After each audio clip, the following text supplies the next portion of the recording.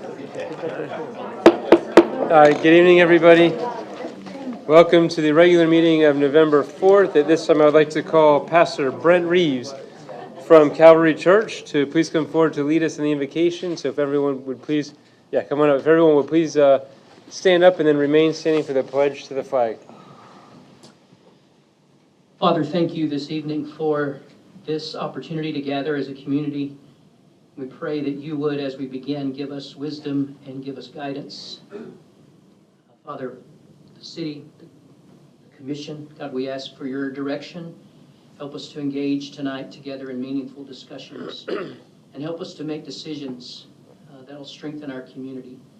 God, thank you so much for this beautiful city and this great community that we can be a part of. God, we give you glory and again ask for your guidance and blessing tonight. In Jesus' name, amen.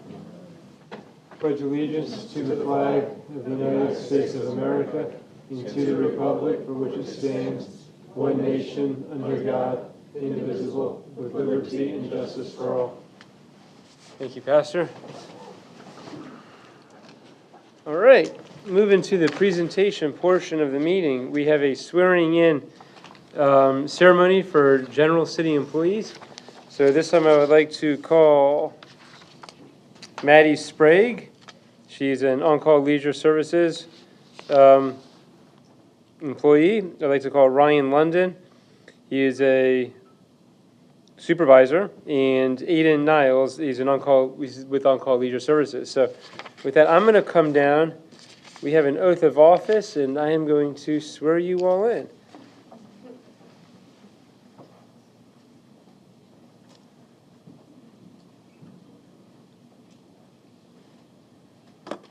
My copy, and I'm going to give you all a copy here, so you can read along. Yeah.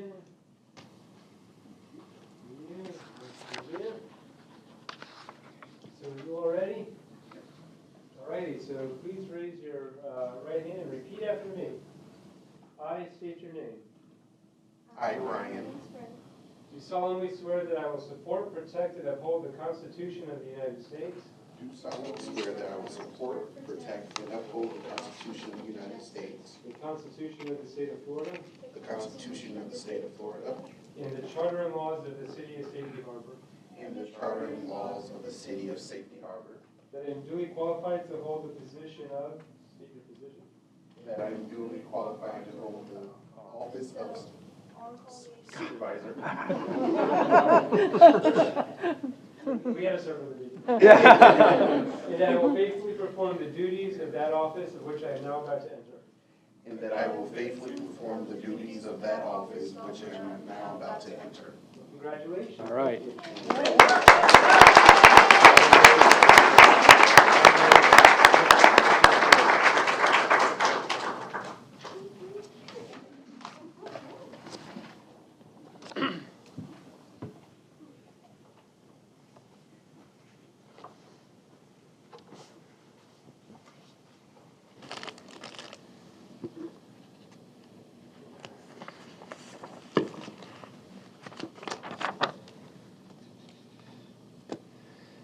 All right, so now we have a years of service recognition for Mr. Chad Robinson. There he is. All right, you want to come forward?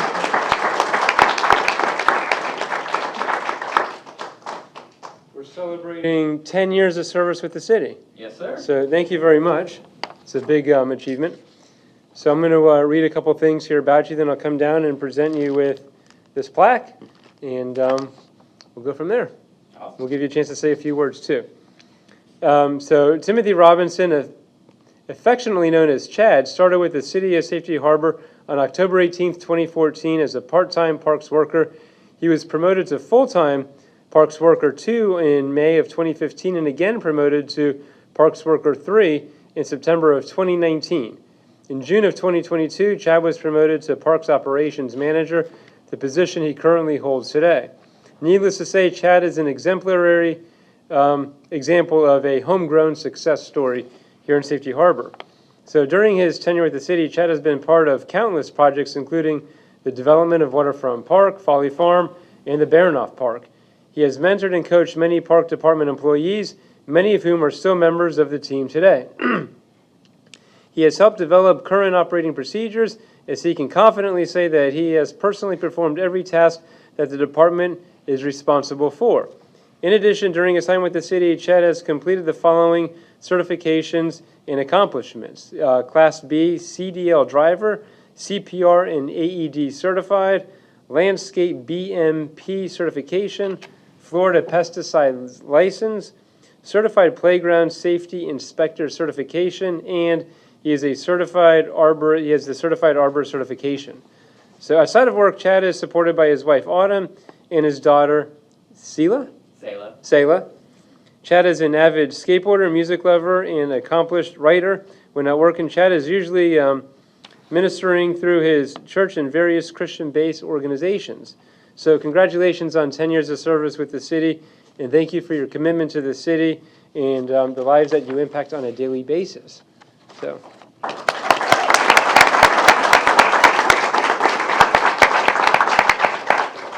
Is there anything you would like to say? Yeah, absolutely. I can't. I'll try to keep it short because if I start giving my testimony, I'll go into straight preaching mode. So, just to keep it short, I mean, I can't even state enough how much the city has meant to me, my growth, my development. You know, like you just read, I came on as a part-time weekend guy, and I mean, it has been. I had just gotten married. My daughter wasn't even born, so. During my stint here, I've seen my daughter being born. We're going to celebrate her 8th birthday this month. Awesome. We just celebrated our 10-year anniversary, me and my wife. So, I mean, this has all been, you know, part of my life during that period. When my daughter was born, I had a broken leg from the skate park here. So, you know, it has played into like every aspect of my life. So, and again, I won't give my full testimony, but anybody that knows me closely knows that, you know, my life has completely changed since I've been here. So it's really been an integral part of my growth and my development. I can't say thank you enough. So I got to ask you, what's more important to you, your 10-year work anniversary or your marriage anniversary? I think we all know I have to go home with my wife. I'm not going home with Robert. So.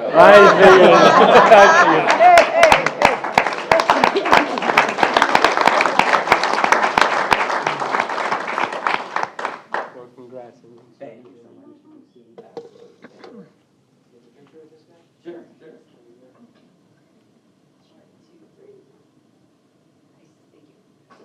Thank you so much.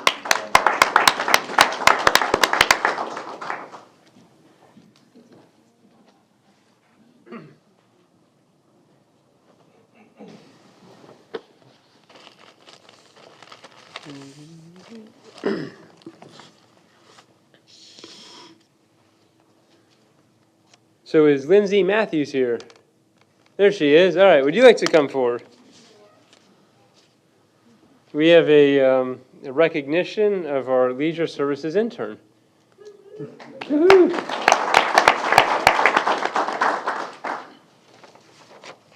So I have a couple of things I'm going to read. I'll give you a chance to say a few words, and I'll come down and present you with a certificate and a gift card. Thank you. Is it Matthias? Matthews. Matthews. Okay. Lindsay Matthews recently completed her internship with our Leisure Services Department, focusing on special events. Her journey began in the peak of summer, where she quickly gained hands-on experience with our summer event and wrapped up with the thrills of Fright Nights. Throughout her time with us, Lindsay learned the ins and outs of community events, marketing, vendor management, and partnership building. We're grateful for the impact that she's made in our community in such a short time. As she moves forward, we wish her every success and are proud that Safety Harbor was a part of her journey. Steph wants to remind Lindsay to carry with her the creative spirit, initiative, and strong work ethic that has made her such a valued part of our team. So thank you very much for choosing Safety Harbor to do your internship. Thank you as well. I really appreciate the opportunity the leisure team has given me here, and I've grown very fond of the City of Safety Harbor in the short time I was here. Great. Well, thank you. Thank you. Thank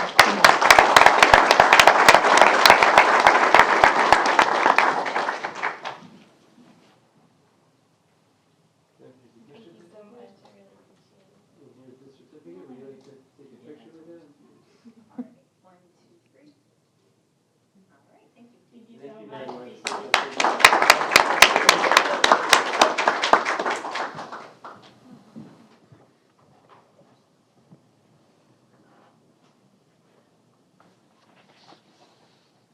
All right, so where's James Ryan? You here? All right, there he is. We have a proclamation in honor of Arbor Day. So I'm going to go ahead and read this, and we'll get to the same routine here. Again, this is in recognition of Arbor Day 2024. Whereas in 1872, J. Sterling Morton proposed to the Nebraska Board of Agriculture that a special day be set aside for the planting of trees. This holiday, called Arbor Day, was first observed with the planting of more than 1 million trees in Nebraska. And Arbor Day is now observed throughout the nation and the world. And trees can reduce the erosion of our precious topsoil by wind and water, cut heating and cooling costs, moderate the temperature, clean the air, produce oxygen, and provide habitat for wildlife. Trees are a renewable resource giving us paper, wood for our homes, fuel for our fires, and countless other wood products. And trees in our city increase property values, enhance the economic vitality of business areas, and beautify our community. And trees, wherever they are planted, are a source of joy and spirit renewal. Whereas trees, I said that already. Now therefore I, Joey, Mayor of the City of Safety Harbor, Florida, and on behalf of the City Commission, do hereby proclaim November 16th, 2024 as Arbor Day. So thank you for coming out for this and accepting this on behalf of the city. I appreciate it. Anything you'd like to say? No, it's been a long few months for sure, so I think we can all use a little tree giveaway. So thank you There for we your go. patience Yeah, and the that's- rescheduling. And when is the tree giveaway? November 16th, this year it's at City Park by the boat ramp, Awesome. so we changed the venue. Great. Well, thank you very much.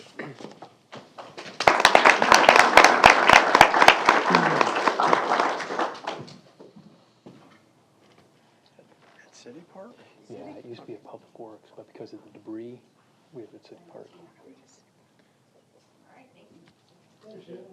Finding a tree. Good job, Rachel. I got it.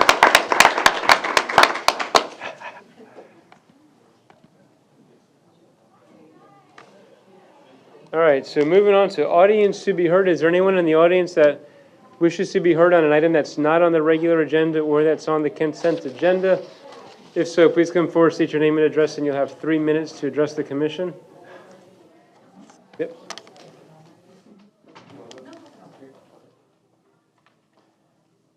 Thank you, Mr. Mayor. Austin Simmons in the City of Safety Harbor for many, many years. I appreciate the time.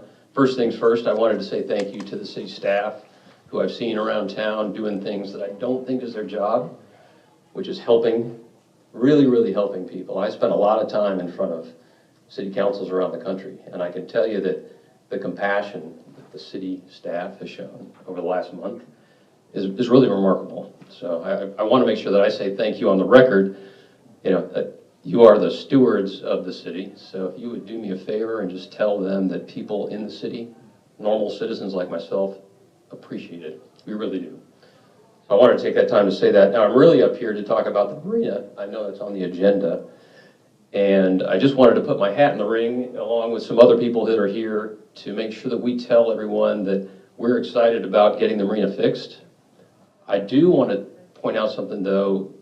We've been getting some communication from the city as it relates to what's coming up, which is great, and we're excited about that. But I want to make sure that the city council considers when we reconstruct the marina, the people that are in the marina now, the permit holders, that are having a difficult time finding a place to replace their boat, take it off, put it on the hard, put it in a dock. I can move my boat. I have the means to do that. But there are people in the marina that don't. And so what I'd like to do is I'd like to ask the city to ask the city manager to consider with the contractor that you end up picking, just look at phasing the project so that a few boats can stay, so those of us in the marina who can't move their boat for whatever reason have a chance to stay there. As I said, I'm going to move my boat, and I have the ability to do that. I want to do that because I know people who don't, and so I want to make a spot for them. I think it can be done, but I just wanted to bring that up. So if you would help us, the people in the marina, the permit holders, accommodate some of the people in there that don't have the means to move their boat. And if the city manager would be so kind as to kind of just look at that issue, that would be fantastic. I think other people have sort of socialized this idea. I had a chance to talk to the city manager about it, so I wanted to bring it up on the record, and I appreciate the time. Thank you. So Austin, thanks for coming out. Two things. A lot of the employees that you're grateful for are here in attendance tonight, so they're hearing your message. Well, thank you. And the person who's heading up the marina project is also here, and she heard everything you had to say, so I'm sure she'll take that into Great. consideration. So, I appreciate yeah, it. and thanks for the suggestion. Thank you. Yep. Anyone else wish to be heard? Hi, Ashley Sanchez with 2055 Brookside Drive in Rainbow Farms South neighborhood. I'd like to address the erosion that's happening along Bishop's Creek. I know this has been an ongoing issue for decades. I've been in my home since 2015, and I myself, I used to speak with the city manager when it was Matthew Spore. I haven't spoken to the new one, but they came out, the arborist, they gave me several ideas of what I could do to help maintain my land, and everything from planting trees, which I did, got a gutter system, dealt with the drainage. I've also put 120 tons of dirt around my house, which is 6 of those Sarnago and Son dump trucks that I've put all along the creek. I also recently had to put 7 cubic yards of concrete in these 4x4 holes that are just forming all along my foundation between my home and the creek. Obviously, the new storms didn't do us any favors, and it is nice to blame it on the 100-year storm, but this has obviously been an ongoing issue that kind of has been kicked down the road.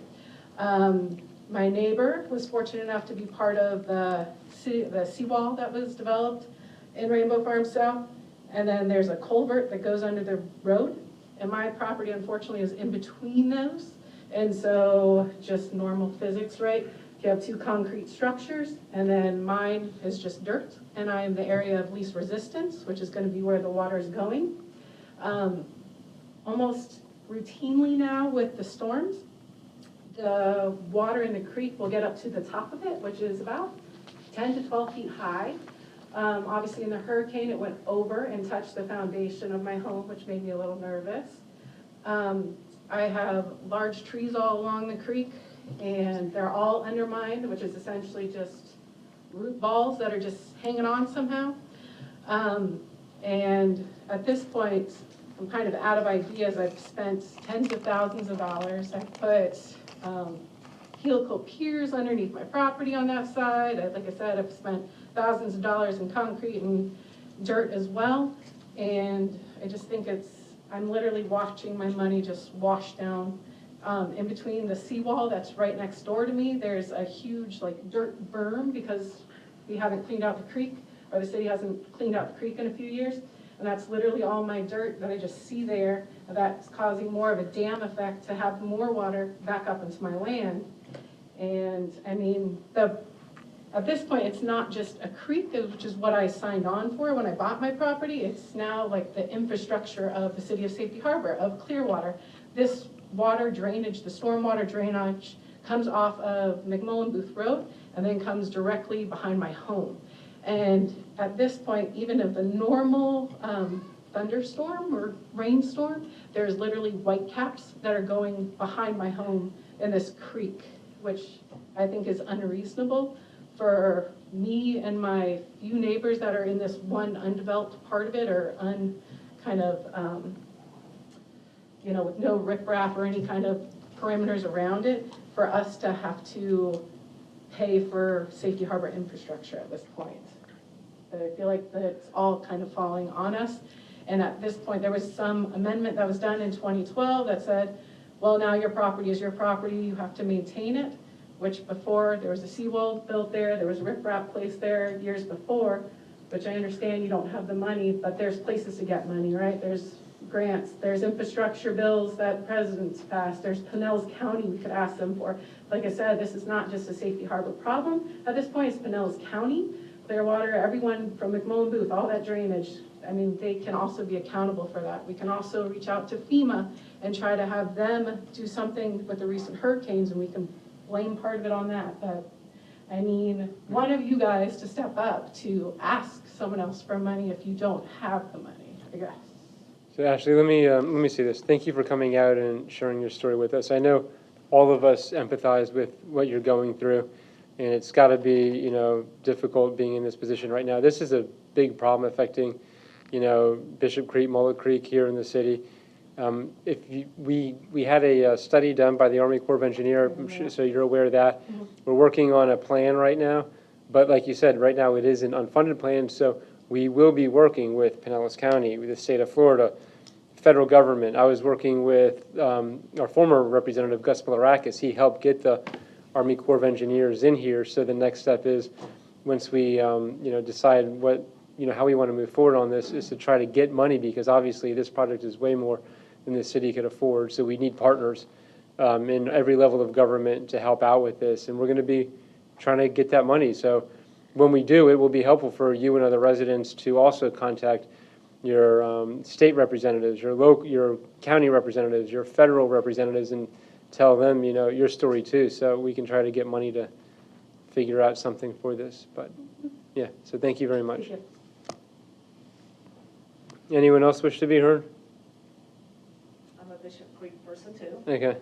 and I have lost almost all of my embankment. Just your name and address Oh, for I'm the sorry, record. Debbie Frizzell.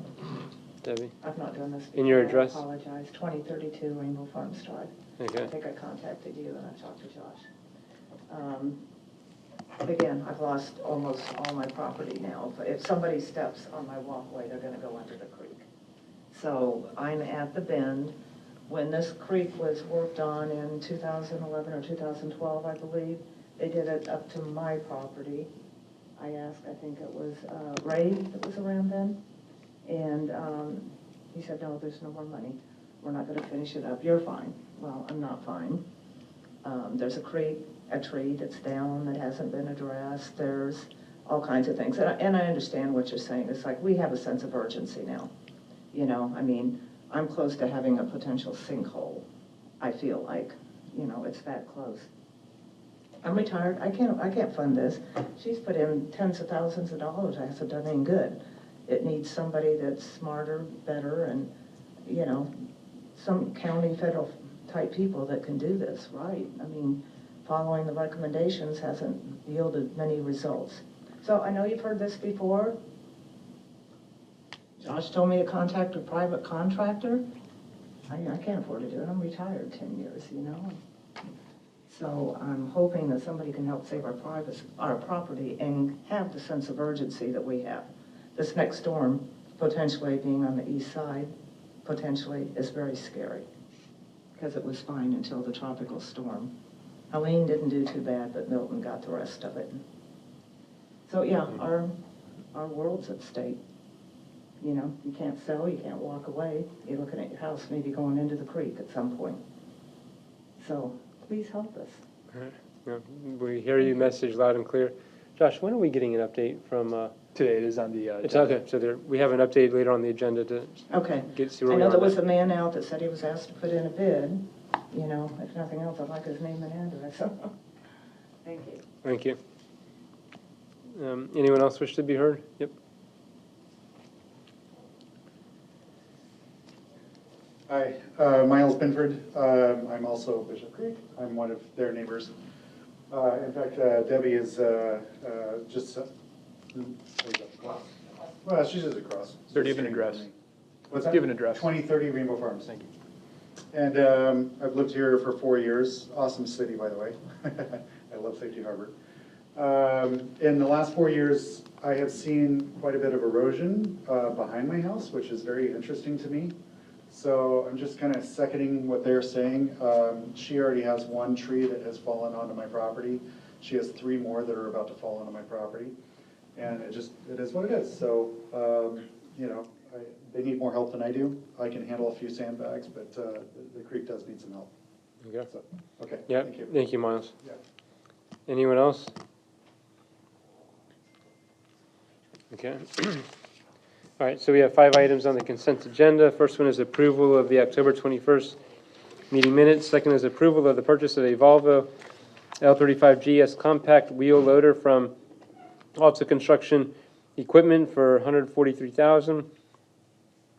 Number 3, approval of the purchase of a John Deere 410P backhoe loader from Dobbs Equipment for $151,000. Number 4, approval of the purchase of a Ford F550 4x2 standard dump truck from Duval Ford for $95,000.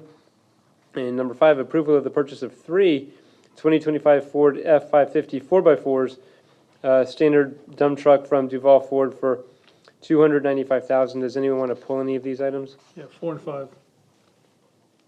Okay. 2, 3, 4, and 5. Just have one question for all of those. Okay. Do we want to make a motion for number 1? Move approval of consent agenda item number 1. Second. All those in favor say aye. Aye. Aye. Motion passes 5-0. My question is, are these all replacement vehicles? I could have asked earlier, but figured, Renee Cooper, Public Works Director. These are all replacement vehicles. They are not new to our fleet, so they're replacing aged vehicles that we do have and have been budgeted. I think a few of them actually had to be pushed a year or so because of the increase in cost of vehicles these days. So we had moved them out in order to increase the budgets for those vehicles. Okay, that's all I had. Yeah, and 4 and 5, the determination to retire these vehicles is only due to the age of the truck, no matter how the truck is performing, or? We get to about a 15-year-old age on a vehicle, and we start to not be able to find parts and pieces. We actually have some sitting in Public Works now where we cannot find parts, replacement parts for those vehicles in order to do just simple maintenance. So once they get to a certain age, it makes it really difficult for us to continue to maintain. For a 15-year-old truck, you can't find, So we have, actually during our debris pickup, we have a claw truck. And that claw truck, I think is about 16, 17 years old. And we actually cannot find some hydraulic parts for that because they've been discontinued. So it has to do with the claw, not necessarily the alternator or something that's standard. It depends upon the vehicle. Okay. these are dump trucks, right? These are dump trucks, These are dump correct. trucks. Heavily used, yeah. Okay, so just when it ages out, and you, That's our current fleet replacement plan. We get to that 15 years, and we start to turn them over. Most communities actually do between 5 and 7 years on their vehicles and turn them over. So we keep them longer than most other communities as 15 years. We actually have some that are in our Public Works yard that are 20 to 30 years old. So we can't find the replacements for them right now because a lot of the manufacturers are not producing those size vehicles.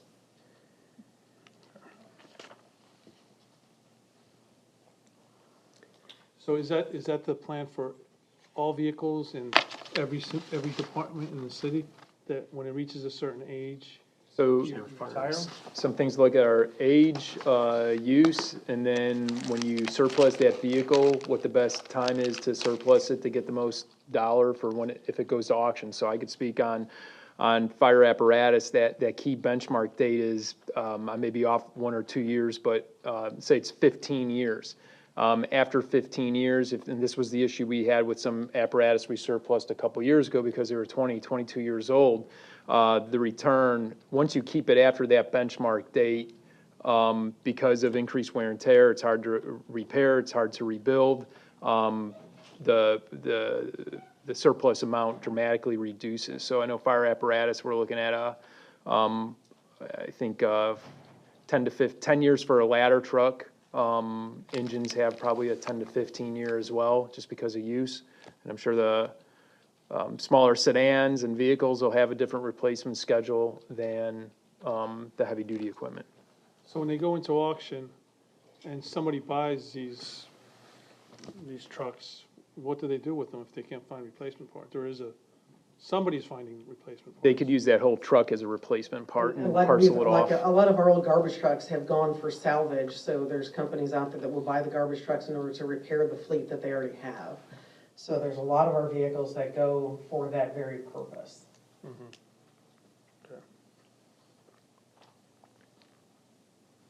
Right. I'll move approval. of consent agenda items 2, 3, 4, 5. Second. All those in favor say aye. Aye. Aye, motion passes 5-0. We have one public hearing. It's adoption or denial of resolution 2024-24. You want to go ahead and read that? Yeah. Sure. Resolution number 2024-24, a resolution of the City Commission of the City of Safety Harbor waiving all dock rental fees at the Safety Harbor Marina docking due to Hurricane Helene and Milton and providing for an effective date. Thank you, Mayor, Commissioners. Andrea Norwood, Leisure Services Director. Staff brings this item to you tonight to request the City Commission's adoption of Resolution 2024-24, providing for a waiver of marina slip rental fees due to dock damage during Hurricane Helene, rendering 8 slips unusable, being slips 10, 25, 26, 27, 28, 29, 30, and 31. Various boat owners removed their boat from the basin in preparation of Hurricane Helene, and upon notification of damage to the docks, many boat owners elected to keep their boats out of the water at the city's request, allowing existing boats within the basin to move into undamaged slips. As a result, we currently have 15 slip renters not utilizing their assigned slips. Staff's in negotiations with the salvage contractor to address the storm damage with no designated start date. Concurrently, the boat basin dock replacement project is scheduled to go out to bid pending updated construction documents that eliminate the demolition addressed by the salvage contractor in the bid scope of work. The proposed duration of the fee waiver is unknown at this time, pending salvage contractor requirements and the dock replacement project timeline. Happy to answer any questions for you. I have a question. Sure.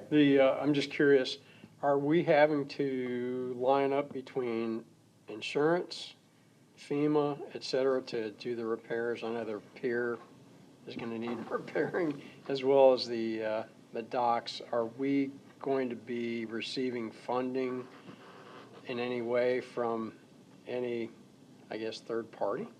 I believe Public Works is handling the salvage contract, and I do believe that that is going to be addressed with FEMA, correct, Renee?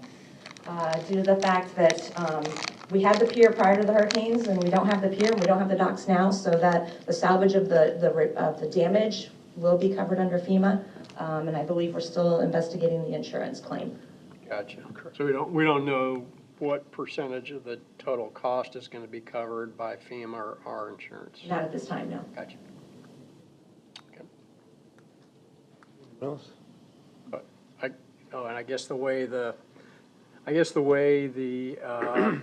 resolution is going to be worded, it's kind of open-ended because we don't know the completion date and when these people are going to be able to use slips. Correct. We have no timeline as to, from the salvage contractor, or the project has not been put out to bid, so we don't have a timeline from the replacement contractor as well. Yeah. Just wanted to address those that elected to pull their boat and allow the city to use other slips so that people can remain in the marina. Like the gentleman was saying, some of the boats are just too large to trailer. So at the marina, part of the marina is still functional? Yes. Yes, currently the seawall slips do have water and power to them. The middle fingers where most of the damage happened, we do have one slip along the seawall where there's a piling kind of out of whack, so they can't use that slip. And then the middle finger had most of the damage, and the third finger, so we have yet to get the power up and running to those 2 fingers, only because the panels were completely laying down on the docks. The staff is trying to get those uprighted and tested to see what we can do, at least on the far south third finger. I'm not sure what we can do on the middle finger without getting an electrical contractor in here to address, because there was so much damage at the end of the middle finger. So is there any more boats that need to be vacated for, well, you don't know yet because the contractor, okay.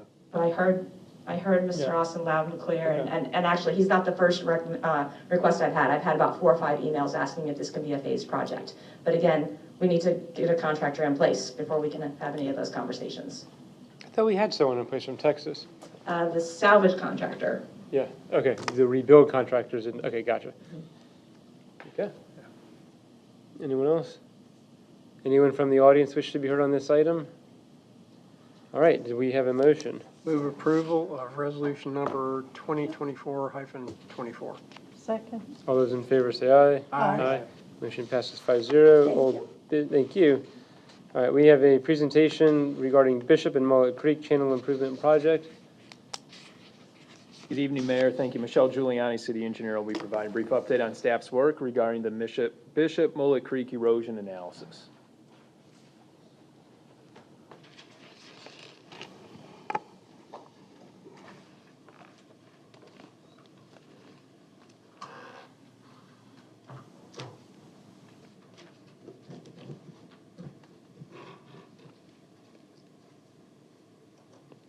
Good evening, I'm Michelle Giuliani, Engineering Director.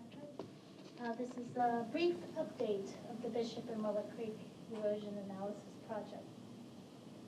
So I'd like to provide you a timeline, a history of the last 5 years of our scope of services here.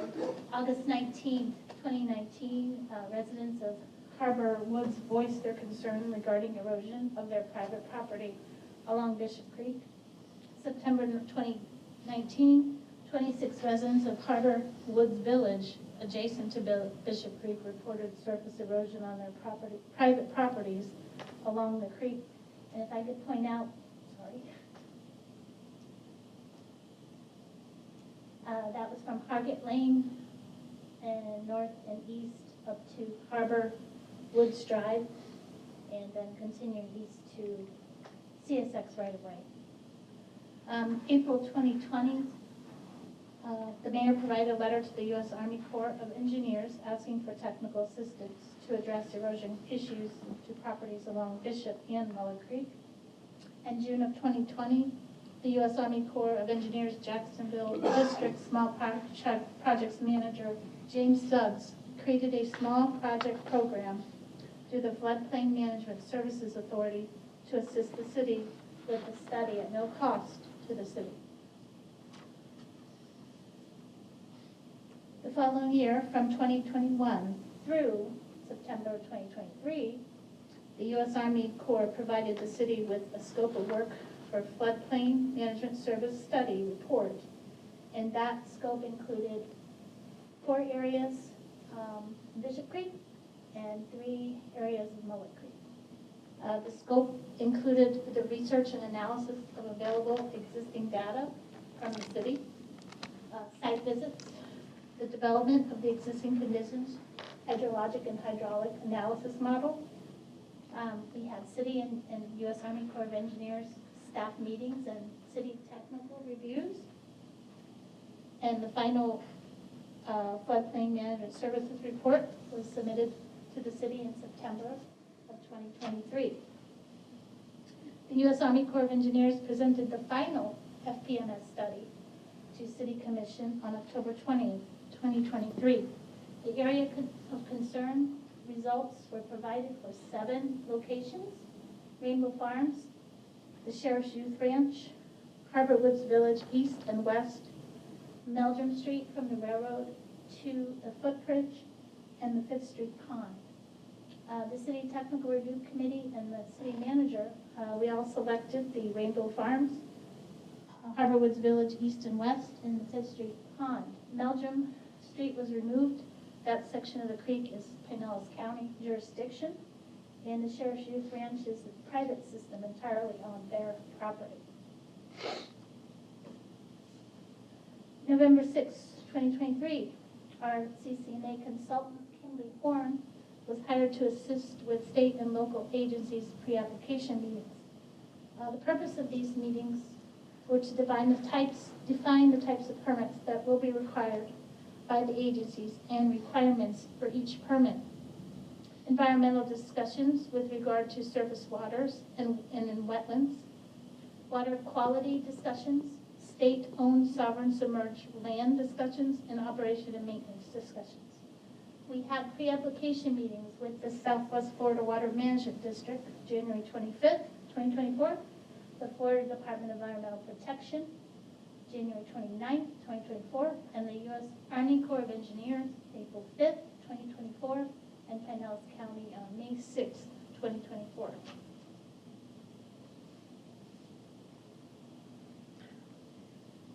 October 29th, last week, Kimberly Horn provided 3 draft proposals, calling them individual project orders, to me, and they will consist of 3 phases: a preliminary design that will include survey data collection, geotechnical engineering, environmental engineering, and they will develop a proposed conditions, hydrologic and hydraulic model based on the data they gather. Individual project order 2 will be the design, the plan, production, and permitting, and number 3 will be construction services. So these proposals are currently under review by city staff, and Kingly Horn can, if you would like, present the proposals at a future commission meeting.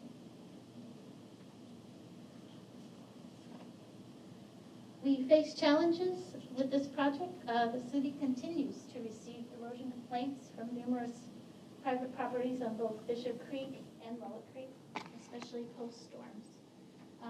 As you know, Tampa Bay is subtropic climate produced lower than normal rain events in 2023 and consecutive higher than normal rain events and storms in 2024.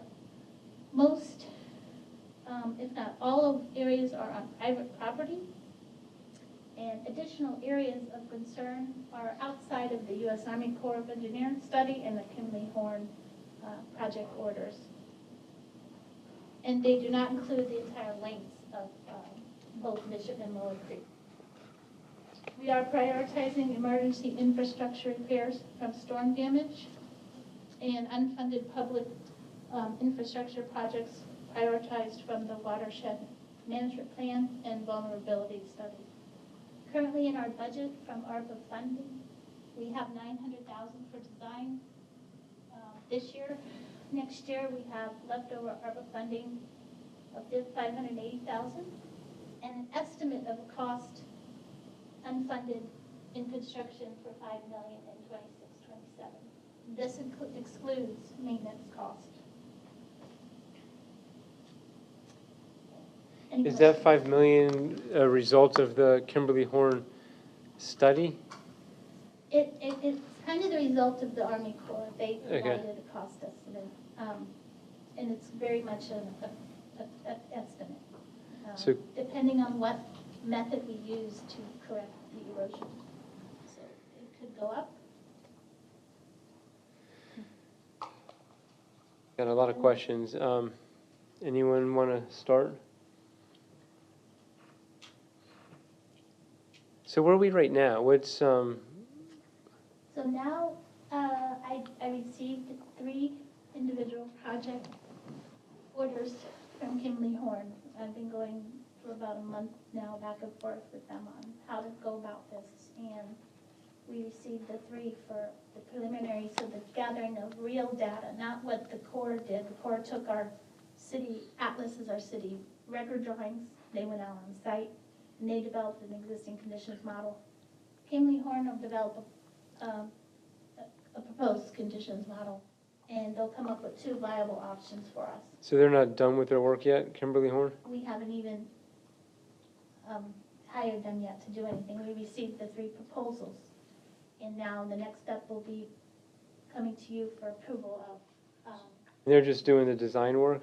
Well, there'll be 3, so the second will be design, plan, production, and permitting, and then we'll go into bidding and construction.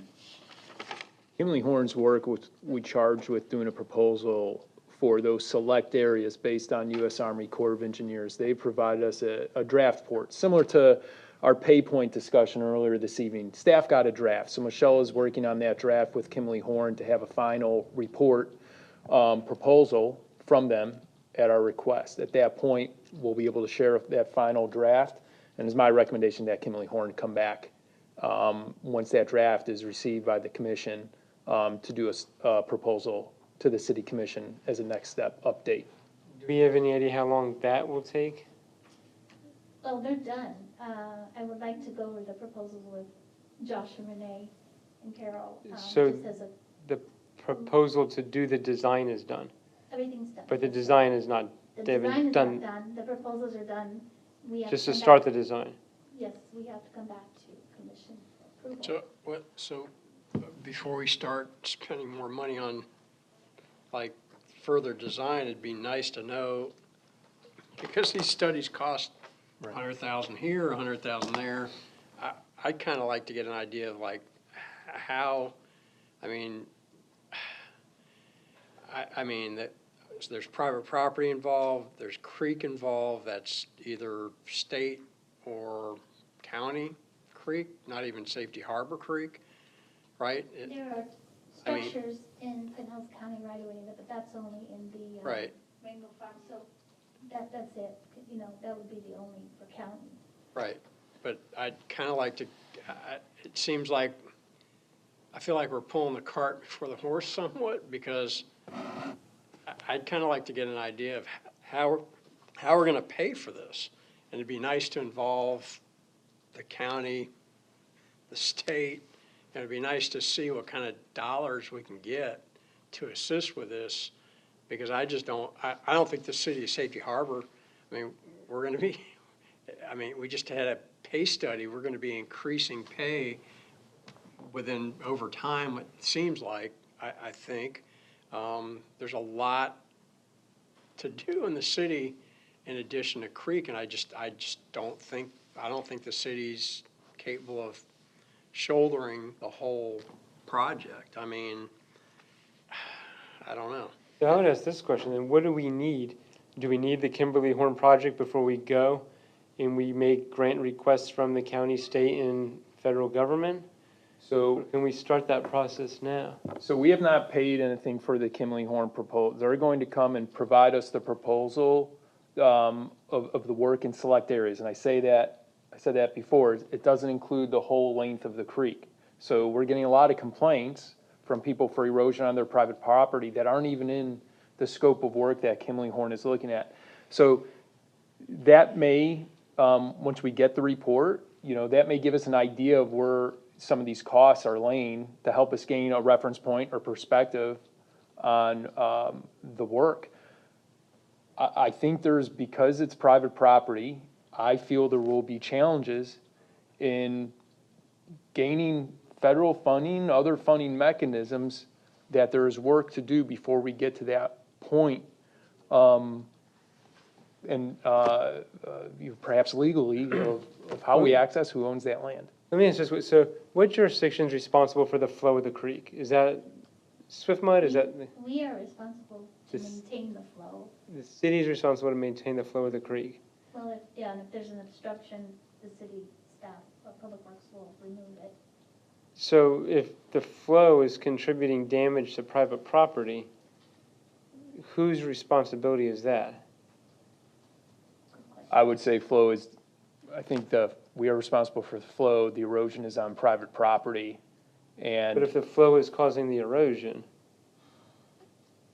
and I'm not trying to put us in a legal bind, but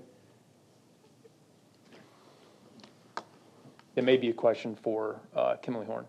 I thought I could have swore it was either Swiftmud or the county. I mean, this creek goes through several different jurisdictions. We don't have total control of the flow of this creek. We also have a report that we asked Brant Miller Olive to do in 2012, which may answer the question you had about who's responsible for that. I'd have to look it up, but it could be the private landowner. But the private landowner can't even take action unless they get permits, whether it be from Swiftmud and other agencies, and that's a process in of itself.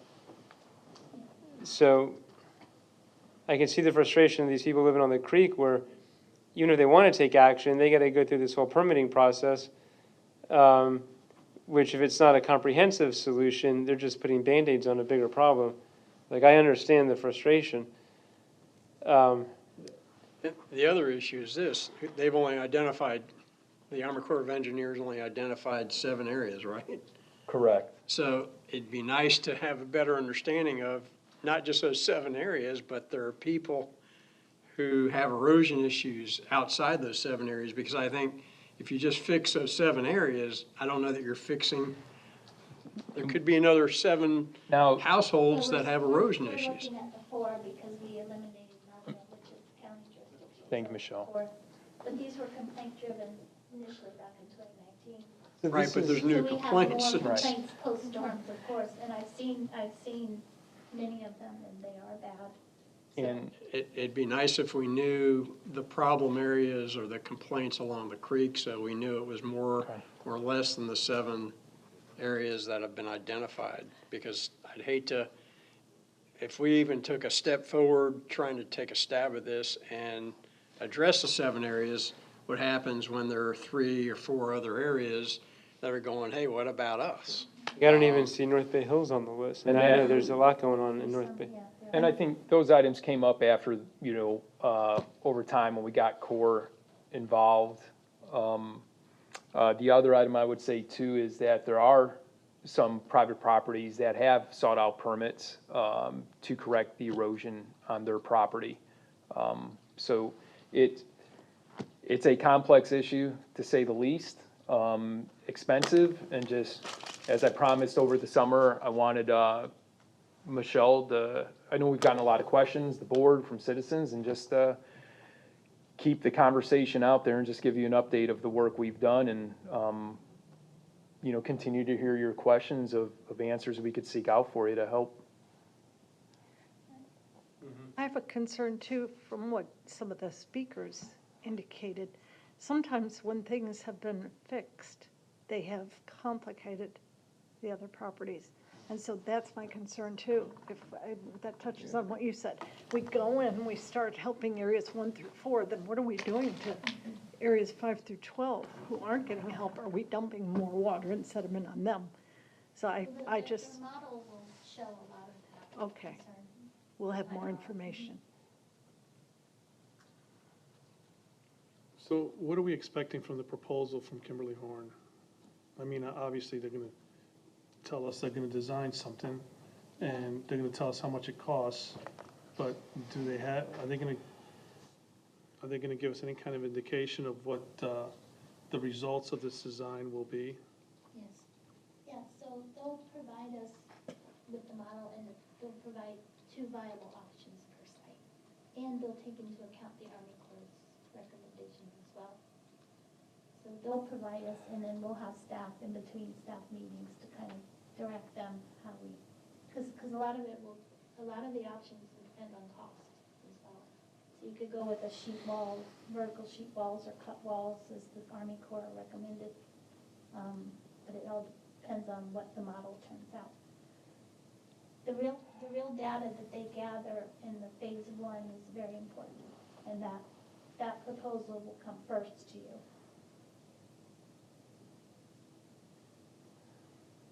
I guess I'm a little surprised that it's just the limited scope of the design. It's Harbor Woods, it's Rainbow Farms, it's 5th Street Pond. It doesn't have any North Bay Hills. I know there's. Well, these were complaint driven back from 2019. Yeah. Not any more later. And then when the Corps came on board, we focused on these. Where does Gary Rosenberg live? Is he He's in Bay Woods? Harbor Woodsville. Oh, he's in Harbor Woods? That was his neighborhood, Okay. is the original complaint driven place. All right, so after we get the Kimberly Horn, assuming we decide to move forward when we get that proposal, I guess to Andy's point, should we be, at the same time, starting the process of reaching out to, our U.S. representative, our state representative, people on the county commission saying, hey, can we get some commitments or buy-in so we know that we have partners in this from other governments? I see Renee coming up.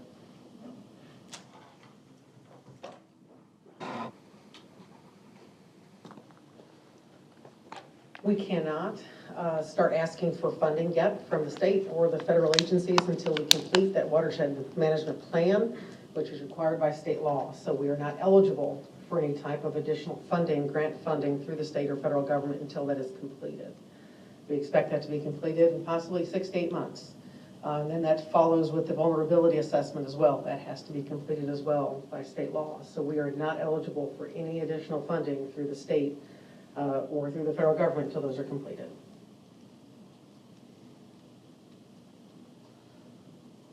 I mean, to the people here, I apologize. It's a slow process, and we're doing the best we can. It's probably does not feel like enough, and I understand why you'd be frustrated.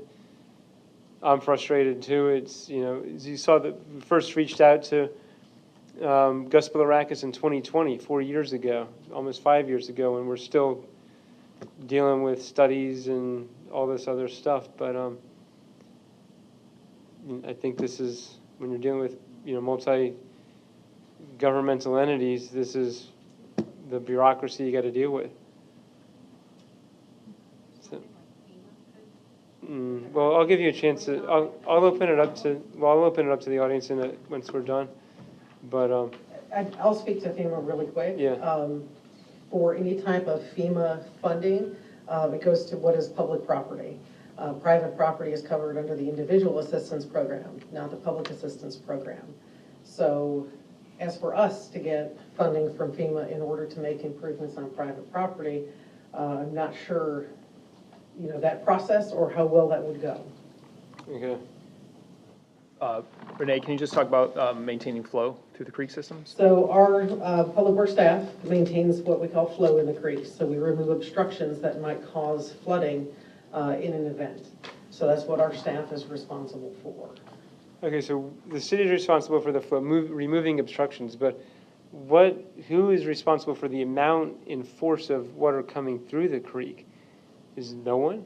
So that would be hard to, put a dam at the City of Safety Harbor and City of Clearwater's jurisdictional line. That would be a difficult process to do. But SWIFMA is ultimately responsible for any development and the stormwater impacts from those developments in the region. So they look at it at the regional aspect, and they are the responsible party for ensuring that whatever improvements have been made or developments that have been completed are not going to have those extreme downstream impacts. So is there any role for SWIFMA to play in what's happening right now? Because there's obviously, we've heard Gary say it 100 times, there's way more water coming through these creeks now than there was 15, 20 years ago.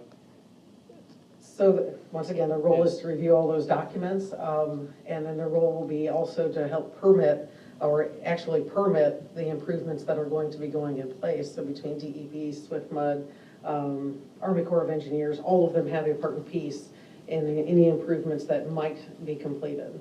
So it seems like a lot of what they do is they look at new developments and they issue a permit based on a 100-year plan or something like that. But collectively, you put all this stuff that's happened over 15, 20 years, it doesn't seem like they're looking at it holistically. It's just more, reactionary when a site plan comes up for approval. Some of it, and you also have to go back in time to where SWIFMUD was not in existence, and those were handled on a local basis. And here in Pinellas County, it was Pinellas County that was handling those permits. So you have different facets at some point in time that were required to approve those plans, and then it switched hands to the state, who took a more regional approach rather than just a local county approach. Okay. Anyone else? Anyone from the audience wish to be heard on this?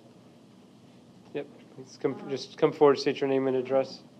You have 3 minutes. Yeah. Debbie Priscilla, 2032 Rainbow Farms Drive. So, again, I understand the complexities of government. I don't understand it, but it's the way it is, right? And that's why we're in the situation we're in. Been waiting all this time. As far as the creek being maintained for the water flow, trees been down 3 years, hasn't been removed, so that could have very well caused the problem I'm in. I don't know for sure. I'm not an engineer, so I can't guess that. But, $900,000 for a study, I guess it has to be done. It seems like a seawall is a reasonable explanation, a reasonable way to address this. It's worked in some parts of the neighborhood when it was last addressed in 2011, 2012. $900,000 goes a long way of wall compared to a study. So I'm a civilian, I just have to say that, so thank you. Thank you. All right, anyone else wish to be heard? All right, so. Mayor, we'll continue to provide the board updates. We'll evaluate the Kimberly Horn study, and then we'll discuss with them about expanding the scope throughout the entire creek, and all with the idea of getting a trued up estimate on cost and identifying all those. But would the Army Corps need to expand the scope, or would that be Kimberly Horn? I think we discussed that with Kimberly Horn. Okay. Just, I think the idea is to try to bring it forth to the board, just a true cost for installation, ongoing maintenance, and then identifying all those icebergs that are, that we'd have to maneuver through based on decisions the board makes. And other problem areas. Yes, sir. Yes, sir. I mean, I get you gotta do all these studies, but it's like, at some point I understand Andy's concerns, like all these consultants are getting in our pockets and. We just had a consultant Yeah. in front of us that said as a taxpayer, he doesn't like to pay consultants, so. Yeah, I mean, it's. I just think at some point we need some help, if we can, to defer some of the costs that we're gonna incur, but. All right, so moving on. All right, so next old business item is Hurricane Helene and Milton Recovery and Restoration Update. Good evening, Mayor, Vice Mayor, Commissioners. Over September 26th through the 27th, the city was struck by Hurricane Helene, and on October 9th by Hurricane Milton. The city has been in recovery since, working on managing public messaging and education, working to reopen all city facilities and parks, completing storm debris pickup and disposal, inspecting creeks and obstructed flows, implementing temporary updates to city permitting process, as well as working with FEMA to identify reimbursable costs. At this time tonight, Public Works Director Renee Cooper will provide an update on will provide an update on debris removal throughout the city. Thank you. Thank you. Renee Cooper, Public Works Director, and we're going to talk a little bit about the impacts of Hurricane Milton. So we'll start with some of our substantial infrastructure damage that we actually sustained during and after the storm. This one is Country Villas Pond, located in the Country Villas neighborhood north of State Road 580. The pond was heavily damaged by stormwater following the heavy rains of Milton, and the outfall head wall was washed out. You can see it in the picture in the drone footage. And the city has contracted to repair the head wall damage at approximately $24,000 to make that repair. Additional work will be needed to handle some of the erosion that you see around the pond, and we plan to do some of that in-house if possible. You can see the pond is empty when it usually is not empty because there's nothing holding that water in. So next up is North Bay Hills Swan Lake, which is on Bishop Creek. This pond itself is a private pond, along with the sections of Bishop Creek that run through North Bay Hills. However, you see those outfall structures here at the end of the pond itself that controls the water flow into the creek. Those are city maintained, city owned. And then you also see this green pipe here, that's sanitary sewer, and behind it is a water main. So everything is washed out at that point, leaving some significant damage and repairs that need to be completed. So the city has an engineering firm currently working on design of the permanent repairs for this complete location. Putting in temporary repairs doesn't make any sense, so we'll go straight to just permanent repairs in order to put this back to the state that it needs to be in. We did have a contractor that came out shortly after the storm, and you see the orange construction fencing there. They also put some supports underneath the piping so that we don't end up with a collapsed sanitary sewer force main or a collapsed water main in that creek crossing as well. So on the agenda tonight is actually this permanent repair for substantial infrastructure damage at North Bay Hills Boulevard. This happened where we have two 48-inch culvert pipes that carry the creek water from just north of 4101 North Bay Hills Boulevard to south, and I believe it's Mallard is the cross street that's pretty close. Just the amount of water and the inundation, the pipes just couldn't maintain that type of flow. We had some overland flooding there, and it washed out. You see the sidewalk, the roadway, along with the guardrail, and then right behind the head wall, all the dirt is missing there as well. In this particular location, we have a sewer line and a water main, all in that location, so we're looking to get this repaired as quickly as possible in order to not sustain further damages of our infrastructure there. Next up is Mullet Creek at Meldrum. This is actually a county-owned ditch, a county-owned section of creek. It's on a county-owned plat or plot there. However, you'll see in the footage and you'll see in the photos where these cones are, we're planning on doing some temporary repairs in order, we actually have a sewer line here too. The sewer line gets actually pretty close to the edge of the road, and we want to make sure the road doesn't erode any further than it has, along with shoring up any ditch bank that we can in order to protect that sewer line. For those of you that have traveled down Meldrum, this is one way in, one way out. It ends at the pedestrian bridge at the end of the street. So if this roadway fails, these residents will be stuck in their homes. So we're going to try to make some temporary repairs until the county can do their work on the creek. It's important to note that back in 2019, the citizens here in Meldrum actually petitioned the county for improved maintenance and repairs of this section of creek. The county completed maintenance in 2020 and has not come back to complete maintenance since. By 2022, they completed a 30% design for creek improvements and have thus stopped any further design, giving us various reasons, funding. They want to deed the ownership to the city and want the city to cost share in their improvements. So other things to talk about, especially as we did the Arbor Day proclamation. This particular picture is actually on Meldrum, and you'll see this root ball here, and there's a fire hydrant here.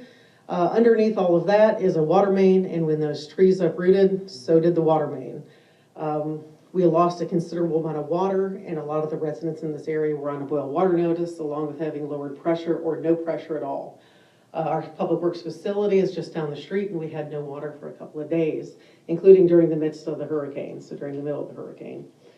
We had other locations where this occurred, 2 other locations in the city where we had uprooted trees that broke water mains or water service lines. So it's important to note that when we plant things in the right-of-way, to not make them dangerous to our utilities or make them any type of possible damage type of infrastructure. So we prefer in our right-of-way and in our easements to only have small shrubbery, small trees, something that doesn't have large roots, is heavy, that can break our infrastructure. We also had a location in town where it broke up a sewer line as well. So it's important for us to look at each location where trees are planted and make sure we're doing that responsibly. So let's talk about the lift stations. There's been a lot of buzz about our lift stations. This top photo right here is the power outages during the height of the storm. We can't set generators once those winds get over 40 miles an hour. That happened really quickly during this storm. So as the power continued to go out, all we could do is sit and watch as all the alarms were going off at the stations telling us they were no longer operating. You'll see this picture here. This is our master pump station.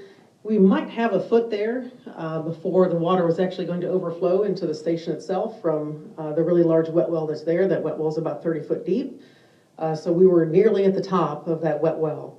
At that time, we made the decision on shutting down some of the system itself to ensure the integrity of the system, meaning the master pump station. If we would have lost control of the master pump station, it would have been a really bad day. Because nearly the entire city backs up at that point. So it was important to us to strategically start shutting things down and then bring them back up in the same manner. This here is North Bay Hills Pump Station, and that pump station itself actually got to the top of the wet well and then started flooding into what is the valve pit, and that's the valve pit. We actually set a bypass pump there to keep that station operational. This picture here is our Gulf Machinery Station that's on State Road 590, underwater, under a couple of feet of water. So in that instance, we do not turn a station back on until the water is receded because of the damage that could happen to the pumps, the controls, and other electrical components. So you have to wait for all that water to recede. So between all the power outages and flooding, most, if not all, of our pump stations were non-operational for a period of time. As we got them back up and going, you see this picture here, that's a portable generator used to power up the stations until power could be restored. And our crews were doing 24-hour operations to make sure that those stations were running and operational.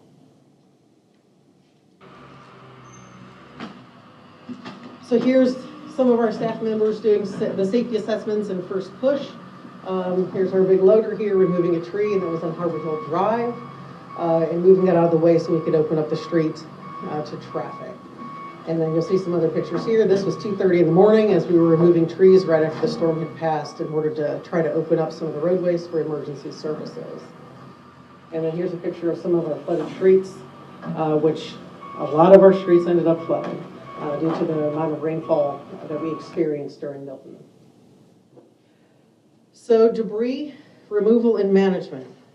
Well, and we're much better today than we were 2 weeks ago.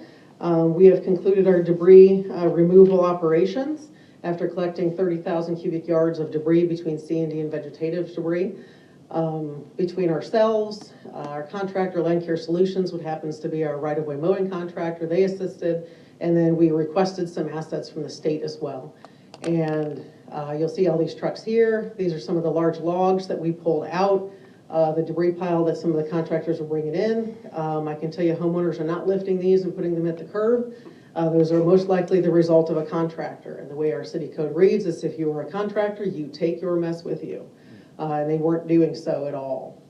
You'll see our debris pile here. It's actually much bigger now than what you see in that picture. We're hoping, that's also on the agenda tonight, an approval of a memorandum of understanding with the state of Florida in order to get additional resources here. We're looking for some tractor trailers and a really large excavator in order to start hauling some of this debris out. We have locations where we're going to haul it for final disposal. Already have contracts with those locations. We just need to get it out. Okay, it's my favorite part. Here's Public Works.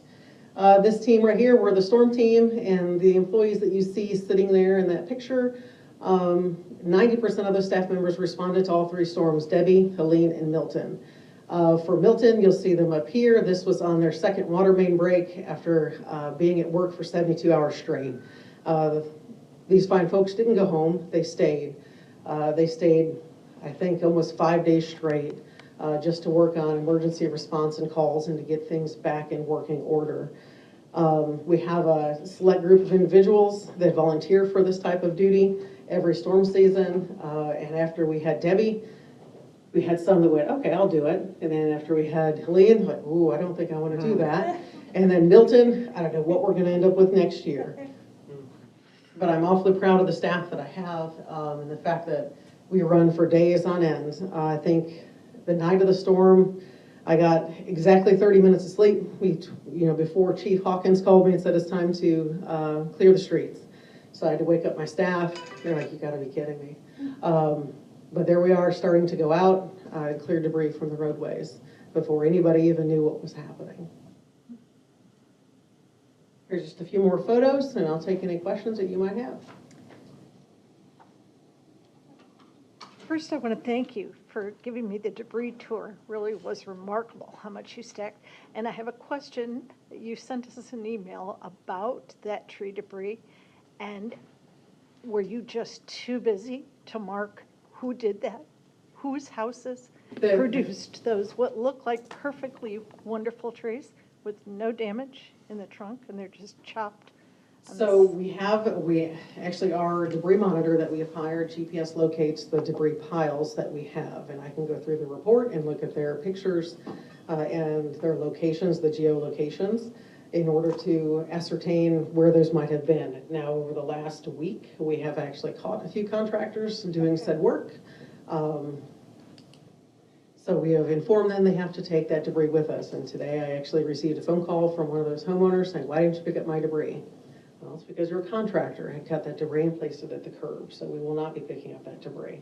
Okay, so you do have some leeway. And James Ryan can talk to the people who... Correct. What's fantastic is the last 2 storms, our city arborist was actually on our storm team, which was a completely valuable asset for us because one of the major impacts we see are down trees.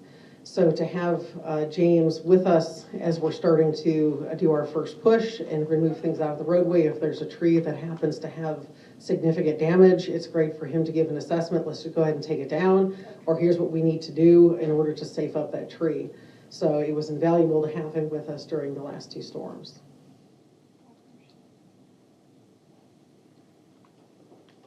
Anything else? Again, I've thanked you before. I just publicly want to thank you and your team again. And I know you guys are working like crazy, and, thank you. We'll be glad to have maybe a week where we're not there past 7 PM, so we're pretty thankful for that. Are there places for the people to sleep at Public Works? So we actually sleep in our offices or in the break room. We kind of spread out across our multiple facilities that we have, and multiple buildings that we have. We sleep on air mattresses, like I said, for the little amount that we do sleep. I got 30 minutes of sleep in like 3 days. It's okay. There's a picture somewhere floating around of what it looked like on day 3. It's not good. But we sleep where we can when we can. We cook our meals at Public Works. I happen to be the person that cooks all the breakfast. And then we have others that, cook lunch and dinner when we can have it. And sometimes it's just something quick in the microwave because we don't have time. Yeah. Well, it's amazing work you all did. And, Thank you. Thank you. yeah, and I can tell you, I've heard a lot of feedback from the residents. I know you probably get the complaints more than you get the thank you calls, but I've talked to a lot of residents that are very appreciative of all the work and how fast things have been done. So it's just good to keep that in perspective too. 21 days is what it took to clean up. 20. Yeah, 20. Today would be 21. We picked up a few straggler piles today, but with 30,000 cubic yards of debris, that's quite the accomplishment. Yeah. We didn't even have close to that with Hurricane Irma, and it took us 30 days. So we're pretty pleased. The state has set a deadline for us, 90 days to get all your debris picked up. January 8th is the deadline for 100% reimbursement. We've picked up our debris well before that 90-day mark. Right. All right. Thanks, Renee. You bet.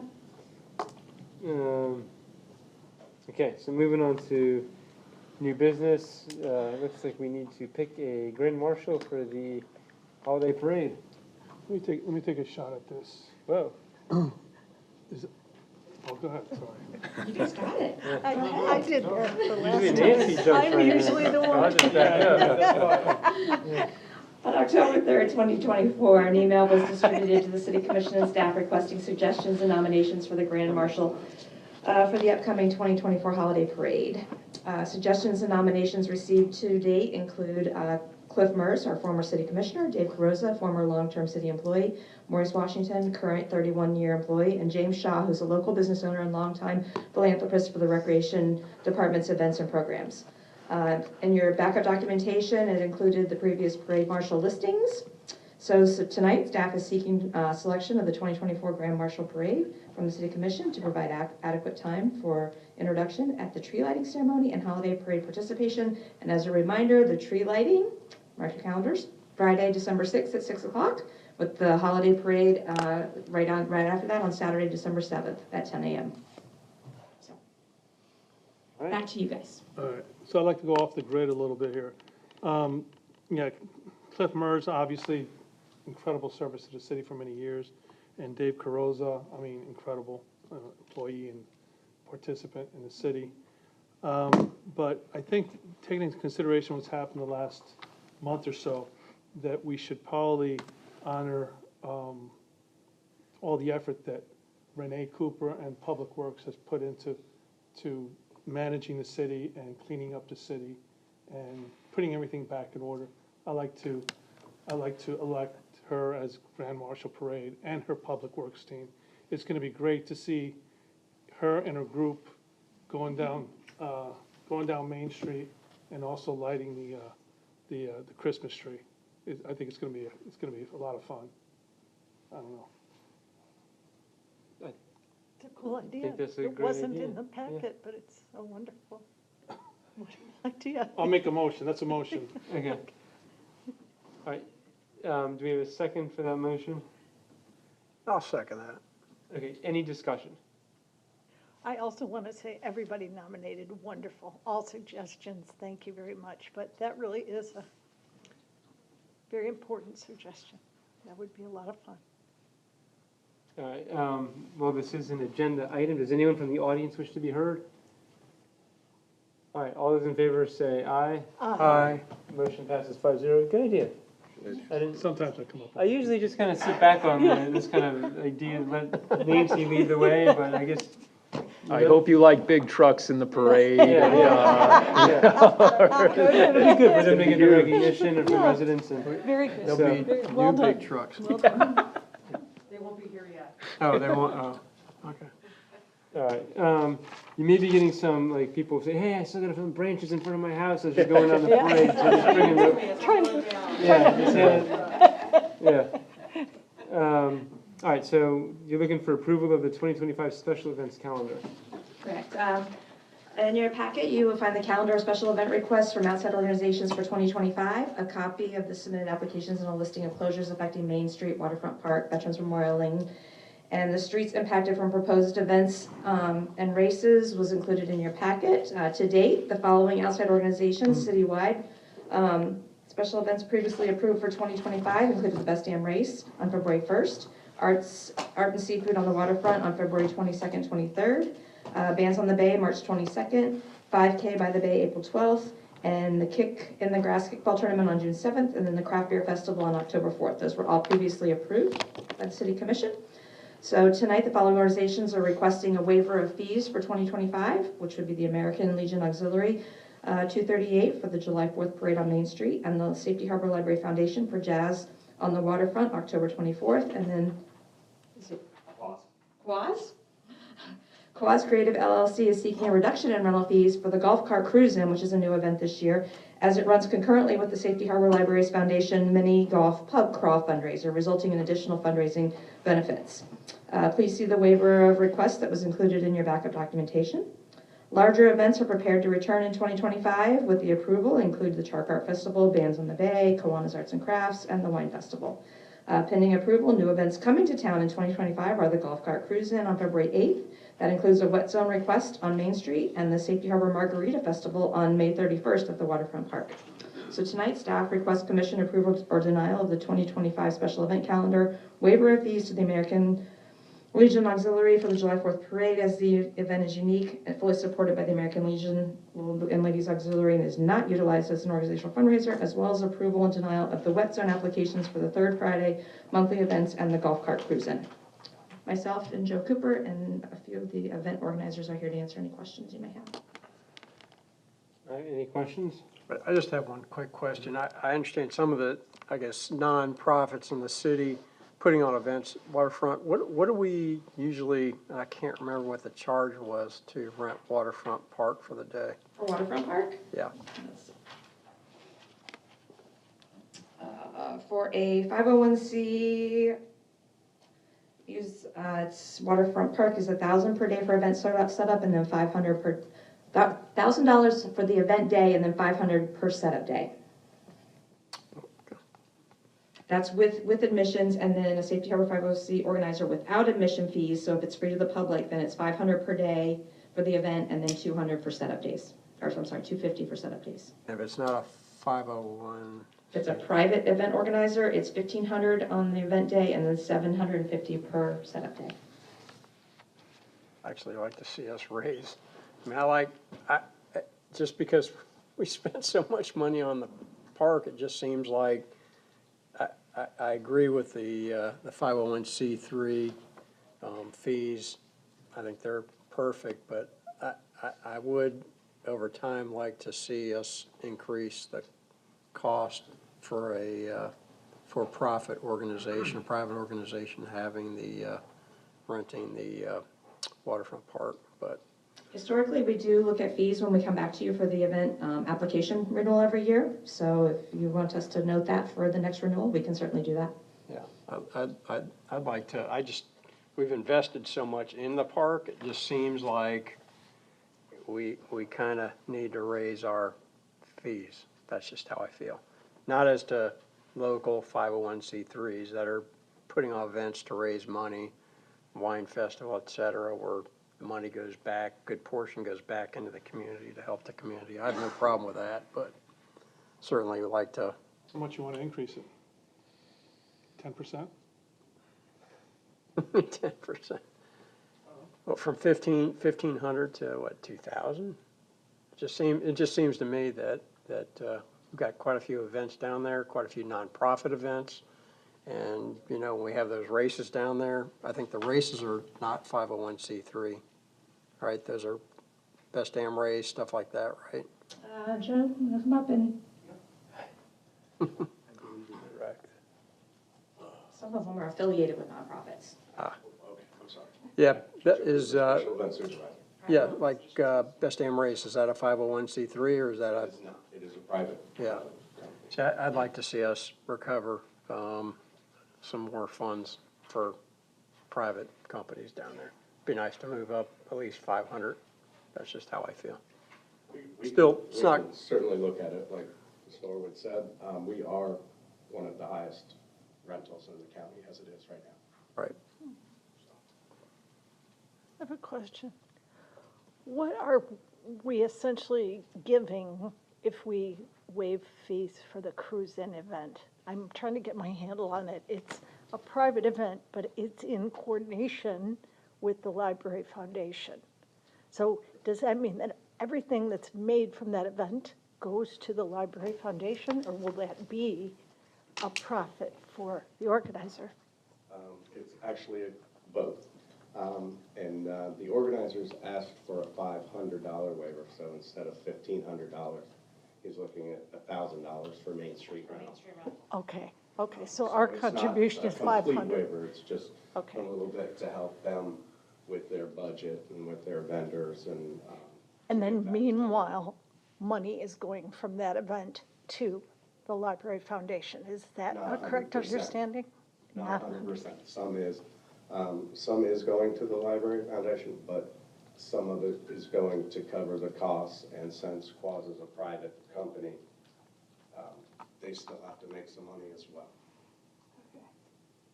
So they plan to do that through the golf cart entries and some vendors, but not a whole bunch.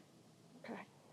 It just enhances, Runton's currently with the event, so I think it enhances both events because they're both running at the same time. And it's a $500 contribution essentially from us. It's not a contribution, it's just Well, it's a it's a waiver. reduction, it's a reduction of rental fees. That's it. We won't be getting it, but we'll be getting a benefit to the library. Got it. Did the All British Car Show, or I didn't look through it. They did not apply? submit for a reduction in fees with their application for 2025. There you go. Okay. Okay. I just remember them reaching out to me. All right. But they are coming back? Yes, they have applied. Okay, good. So anyone from the audience wish to be heard on this item? Yes. So state your name and address for the record. I'm Jim Williams. I'm the Vice President for Fund Development at Goodwill Industries. It runs the Hippie Dash, and that's what I'm wondering about. We had our application in, and didn't hear you mention that, unless I just missed it.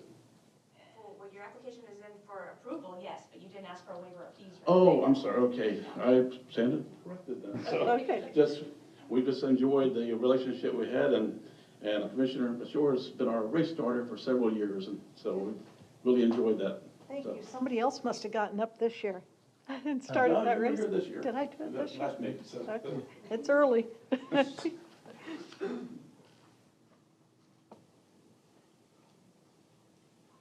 Scott Long, Qualls Creative, 3110 Hillside Lane.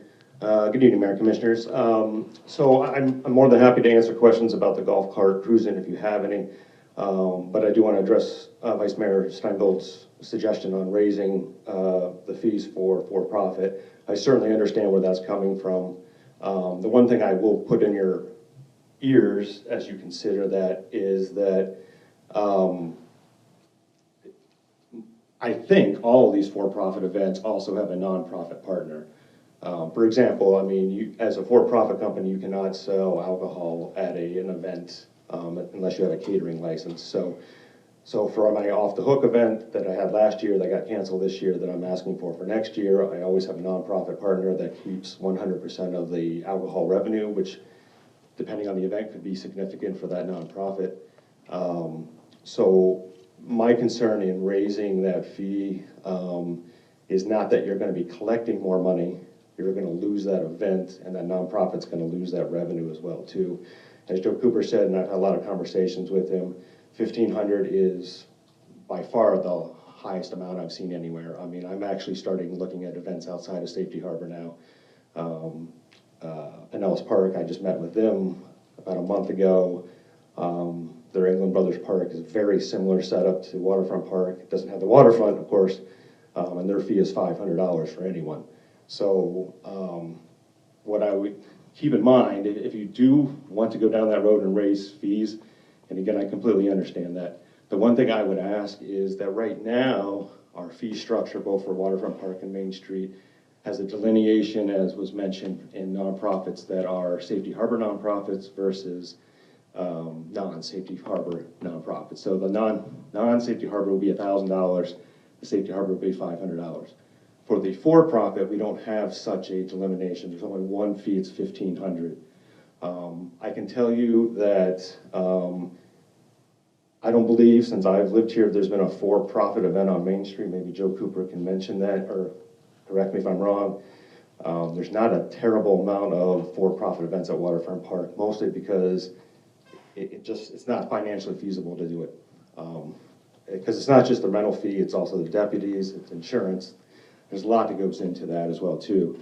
So if you go down that road, I would suggest that maybe you look into that same delineation for-profit companies, that if it's a for-profit, that there's, in my mind, and maybe disagree with me, there's a big difference between a for-profit company from Los Angeles coming in here and setting up an event and taking the money and leaving versus a Safety Harbor company that's, you know, based here, that pays city taxes, has a city license, and is incorporating a Safety Harbor nonprofit in that event. So, you know, part of the request I have for the golf cart cruising is kind of more steered toward that if there was a delineation between for-profit, it might be $1,000 for somebody like me that's lived here for 23 years, that gives all my heart to this community. You know, I wish all I could do is just do nonprofit events. I would love to do that. I promise you, I've asked my mortgage company, they will not accept heart, they only accept cash. So this is how I put food on my table. You guys all have jobs and how you put food on the table. So I don't want there to be this stigma attached to for-profit event organizers, because I don't believe you can put us all in the same basket. Some of us are doing events that we know fit Safety Harbor, and again, trying to incorporate nonprofit in as well too. So I'll just mention that. So thank you. If you have any questions about the golf cart cruise in, I can answer those. If not, I'll be more than happy to go sit down and see what happens. Thank you. Okay, thank you. Let me clarify, my suggestion was only as to waterfront, not Main Street. Okay. So, just the wear and tear on a waterfront park, that's all. All right, any further thoughts with regards to Vice Mayor's suggestion? Well, let me see if anyone wants to make a motion.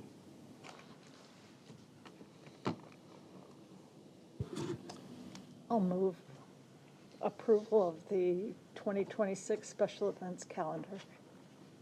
2025? Oh, 2025, I'm sorry. Jump to 26. That looks like second. 6. Okay, all those in favor say aye. Aye. Was that an aye? Yeah, okay. All those, okay, so motion passes 5-0. All right, moving on to the approval or denial of the Third Friday sponsorship at $36,000. Thank you, Mayor. In December 2020, the City Commission approved a pilot proposal by the Safety Harbor Chamber of Commerce to plan and promote the Third Friday event moving forward. The first event was held in June of 2021. The Chamber has partnered with Downtown Merchants on planning and promoting the monthly event that includes a wet zone application. The Chamber requests sponsorship again for 2025 at a support level in the amount of $36,000. In your backup documentation, I included the request letter as well as their budget. The requested sponsorship would include the following, which would be the hiring of the off-duty Pinellas County Sheriff's Office deputies for public safety, in-kind sponsorship for city staffing, wages from special events, parks and building maintenance, and the rental fees. Hard costs for the past 2 fiscal years totaled in fiscal year 23 was $29,977, and in fiscal year 24 was $32,061. And that does not include the rental fee waivers calculated into those. So tonight, staff requests commission approval or denial to continue as a Third Friday event sponsor with the Safety Harbor Chamber of Commerce at a support level totaling $36,000 in funds and in kind. Thank you. Any questions for Ms. Norwood? Yeah, so is this money paid directly from the city to the sheriff? Correct.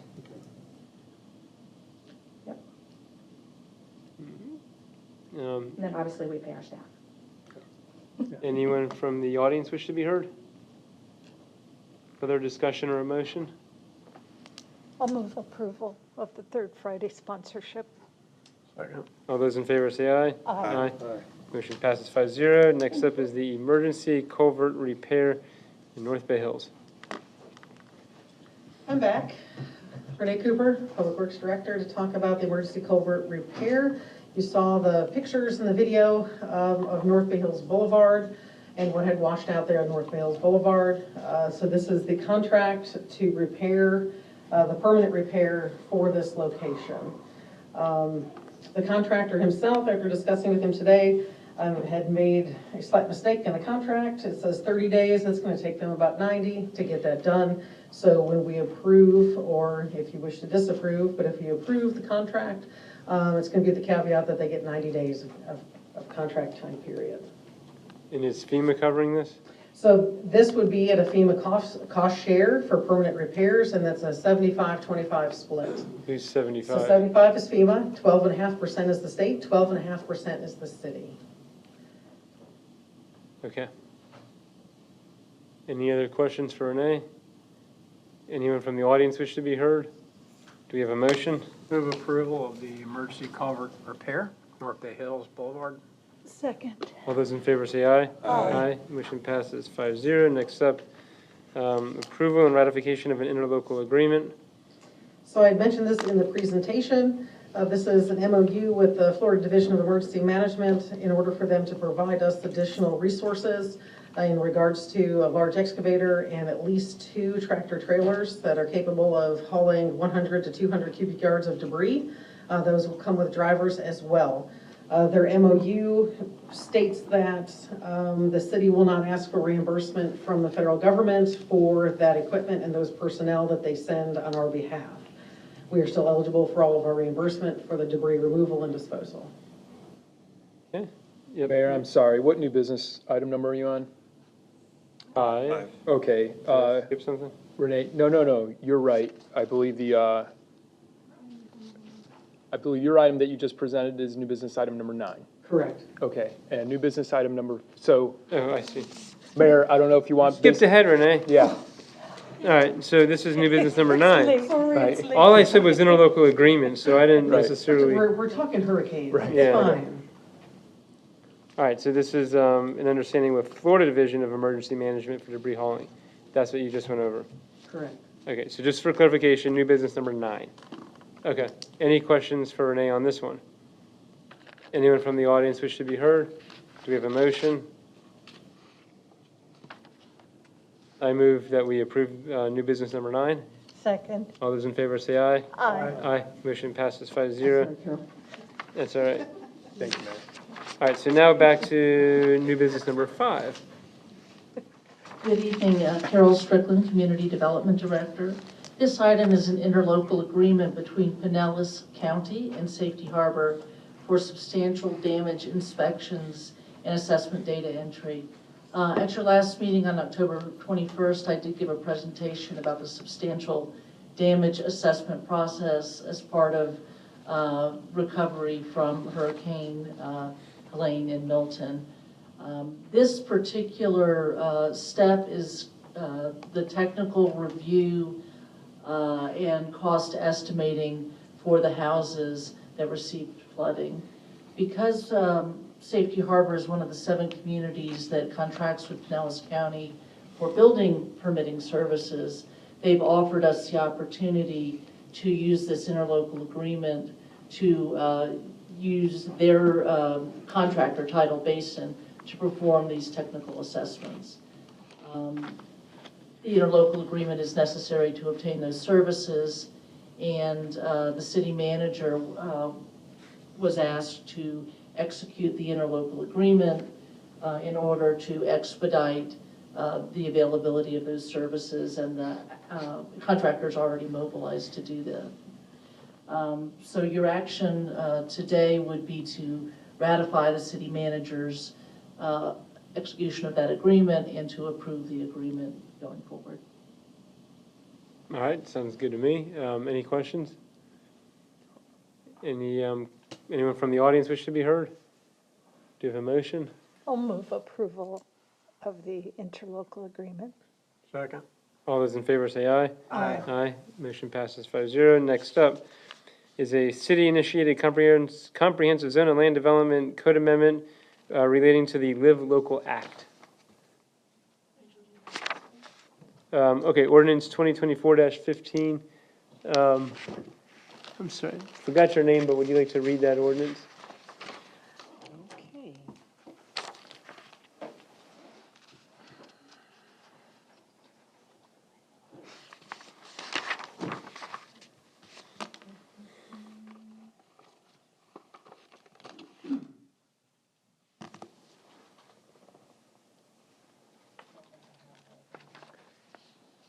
That's number 6. Resolution. It's an ordinance.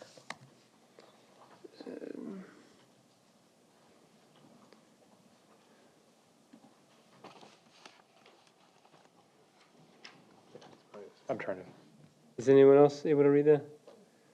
Am I just reading the subject matter on the? Yeah, by title only, Title, just the okay. title. City-initiated comprehensive zoning and land development code amendment to create new section 240.00 to provide for the city's review of land development application authorized under the Live Local Act. Yeah. Good evening, Carol Strickland, Community Development Director.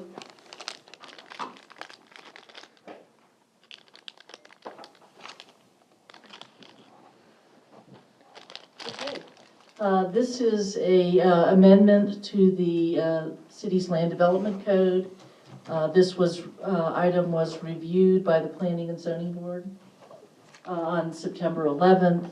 It's here before you tonight on first reading, and we'll come back to you on the 18th. The purpose of this land development code amendment is to create a new section to create clarity and certainty for how the city will administer the provisions of the Live Local Act. And I'll just briefly go over what's in the Live Local Act. It is contained in your staff report, but basically, as we had discussed previously, it is legislation that was passed in '23, amended in '24, that preempts certain parts of the city's land use regulatory authority. It does require that the city allow mixed-use residential development in areas that are zoned commercial, industrial, or mixed use. A mixed-use project has to be 65% of square footage of residential.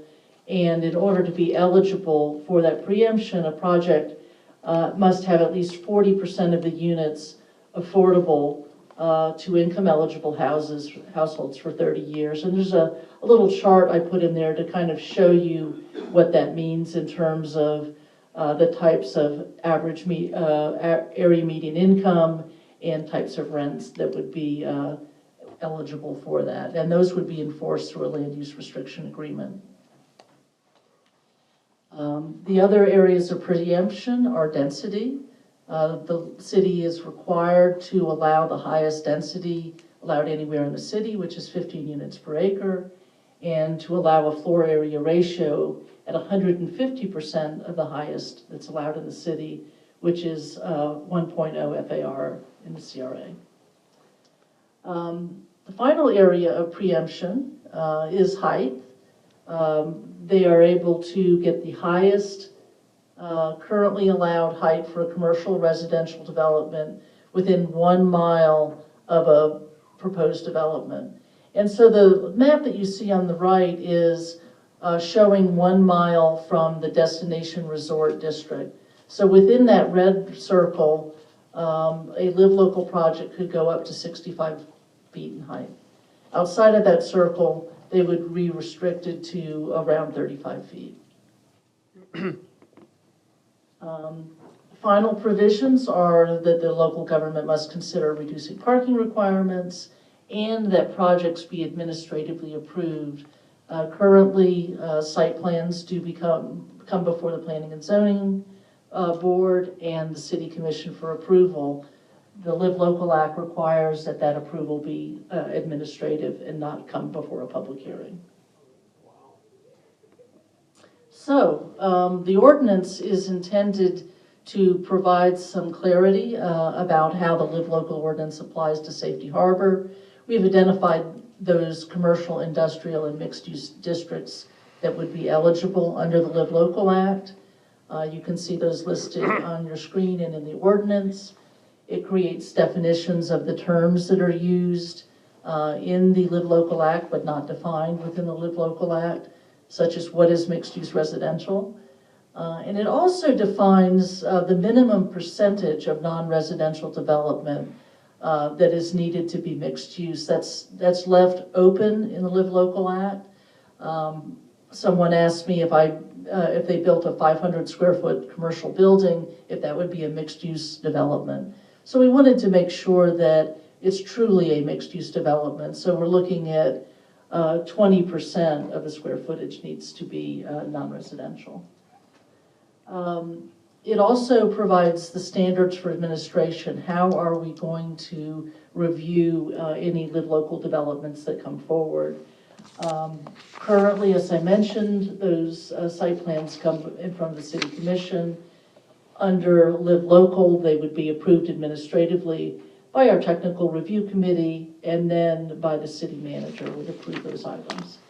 But it does, the local Board of Appeals, City Commission approve waivers, requirement for conditional use approval.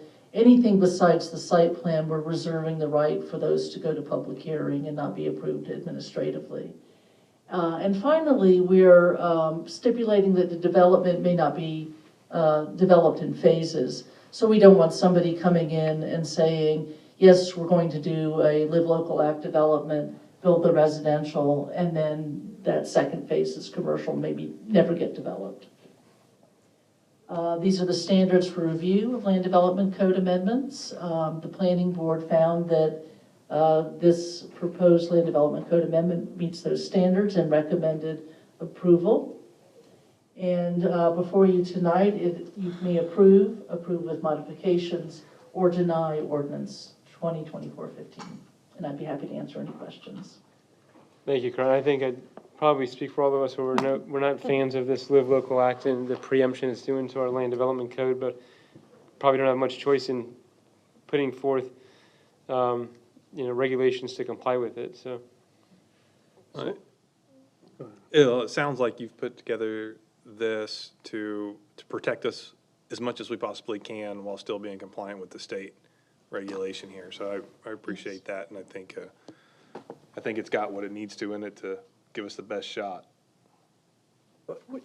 Is there, I have a question because I don't do governmental work, and this Live Local Act, have there been any other cities who have challenged that legislation? Not that I'm aware of. Oh, really? Yeah. Everybody's just complying and basically going, okay, we don't have a choice? Pretty much. Wow. And it's really just, it's specifically for, I guess, multifamily or mixed-use residential? It's for rental multifamily. So some big company could come in and buy up a swath of land and pretty much Put up something put up double our something they size. want to put up. As long as they're not asking for any waivers.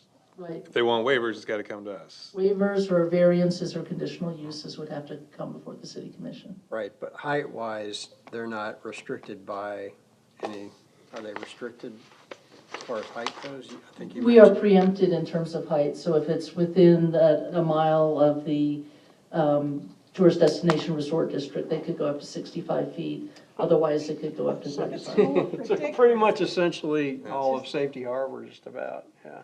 I would stick out like a sore thumb. Wow. But they could do it. Wow. And I know of places where this has been done, back north, as it were. Little quaint city, and then there's this towering monolith. I just I gotta heard of believe that it Newport could be Richie. challenged. What's I that? heard of Newport Richie pushing back on this. And I don't know how that ended, but I know they were definitely pushing back on some project that was happening up there through the Live Local Act. But I mean, I think the intentions are kind of, it's well-intended, but I think it may have, I mean, you pick a city like Safety Harbor and you, I mean, there's a lot of area within a mile of the spa, and I don't know. Could I ask a question, please? If we pass this, you don't have to be advisor to someone who comes in. In other words, if somebody comes in and says, well, what can we do? Let me talk to you. Here, I have heard of this. Tell me, what can we do? You interpret is what you could say, correct? You don't have to advise them and guide them and help them do this to us. Right, it is to provide some clarity and certainty, because the law is rather broad and vaguely worded. So this would enable a potential developer to know exactly what the rules are in Safety Harbor.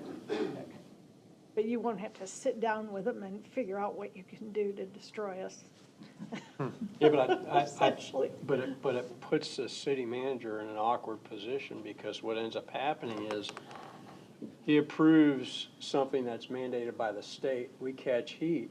It puts us in a precarious position, because, not specifically Josh, but I'm just saying, for a city manager to approve it because it doesn't come before the city commission and we catch the heat for something like that, it puts us, it kind of, in a way, could put us at odds with an approval by the city manager, even though his or her hands may be tied. I can't tell if the I think it's spirit, just really bad legislation. Yeah. Really, really bad. I can't tell if the spirit of that law is for speed of approval when it says it must be done administratively, or to just cut us out. Cut us out. It's preempting, local. Speed of approval for affordable housing is what the gist of it's supposed to be. It's eroding home rule, is essentially what it's doing.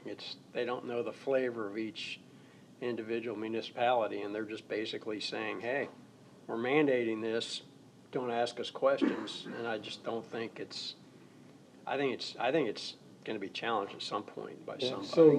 So this is enforceable in any section of Safety Harbor, or it's just in commercial? Within a mile. Within a mile. It would only industrial. apply to the certain zoning districts that are Zoning, listed yes. in the ordinance. So for example, on Main Street, is that included, the retail establishment? Oh, Okay. That is a mixed-use district. What about Firmenich? Is that in the mile? That is industrial, and that would be subject. That's within a Is mile? that within a mile? It's not within a mile, Oh, okay. so it would have the 35-foot height restriction, Okay, but it would still allow residential on that property, okay. or mixed-use residential on that property. And that 35-foot height restriction is based on legislation, or? It's the highest allowable height in our regular zoning districts outside of the destination resort. Okay. And So the only place that really this doesn't apply to is residential areas? Correct. could I say something too about the Firmenich property? I think that already has some element of mixed use as it stands. I don't think that's even just a live local thing. I don't think that parcel is solely industrial. You're correct, there's about 7 pieces of property. There's a little bit of general office, there's a little bit of R3, and there's a little bit of RPD there, so, yeah. If I may, Vice Mayor, one thing we could do when we develop the administrative procedures on how to handle these is put in place a mechanism where the city manager could report to the commission that an application had been received, in a public forum, and then report on the action that was taken, so the public has notice. I support that. I do too. Yeah. Because What happens if we denied this if we This didn't approve ordinance. this, what would happen? Then we would still be subject to the Live Local Act.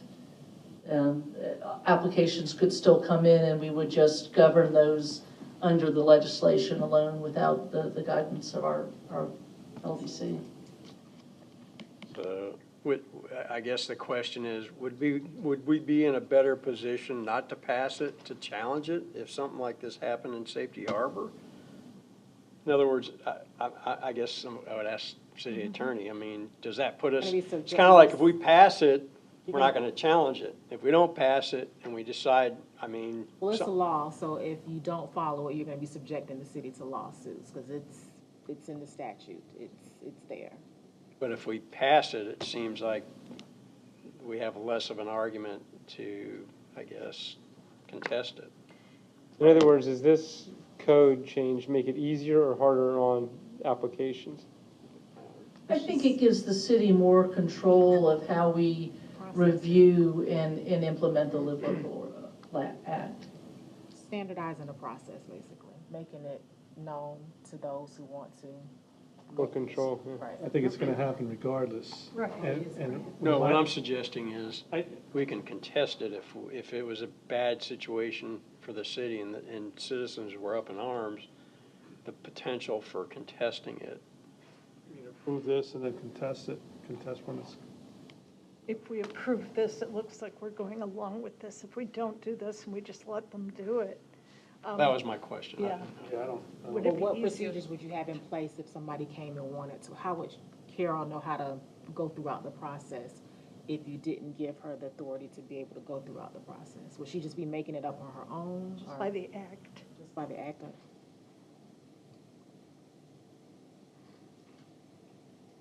It's really. The act don't really give, it just states what it is, it doesn't give you the formalized process, if that makes sense, of how she's laying it out for you.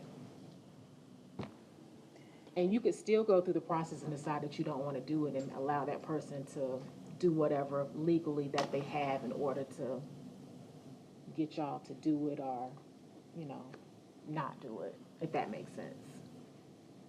So you can create this process, someone comes in and then y'all decide, oh, no, we'll deny your application.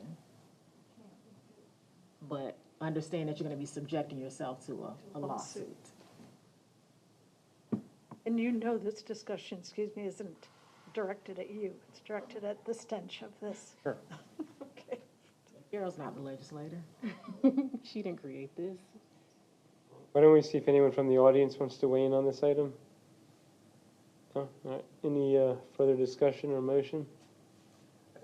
I think it would be really nice to say we don't recognize this and that we, leave it open and fight against anybody that comes. think I'm just more nervous that if we don't have a plan, then we're gonna get pushed around more than if we do. That's my Yeah. take. I think if we don't have a plan, it's gonna invite more people to come in. Because either they're gonna go for the lawsuit, they're gonna push it, I agree with that. And you could be cutting yourself off from state funding for not following the state law as well. So if you receive any sort of state funding here, you could be cutting yourself off there as well. But by state not- funding for what? Any sort of state funding that the city receives for not following the law. This particular law? Correct. So this would affect, if we didn't comply with this, or, I'm sorry, we didn't enact, we didn't pass our If you own didn't legislation. follow the Live Local Act, correct. You Well, could be- we have to, I guess we'd have to follow it whether we have an ordinance or not. Correct. But we could contest it whether we have an ordinance or not. And I don't think they would hold funds if we contest it in court, right? State funding, funding that you get from the state potentially. If we challenge legislation, Well, no. If you they can't challenge it withhold and you're funding. fine, you're fine. But if you, what I'm saying is, if you challenge it and you win, right? But if you don't win and the. Well, then we have to comply, sure. Correct. I don't think it matters either way, but. All right.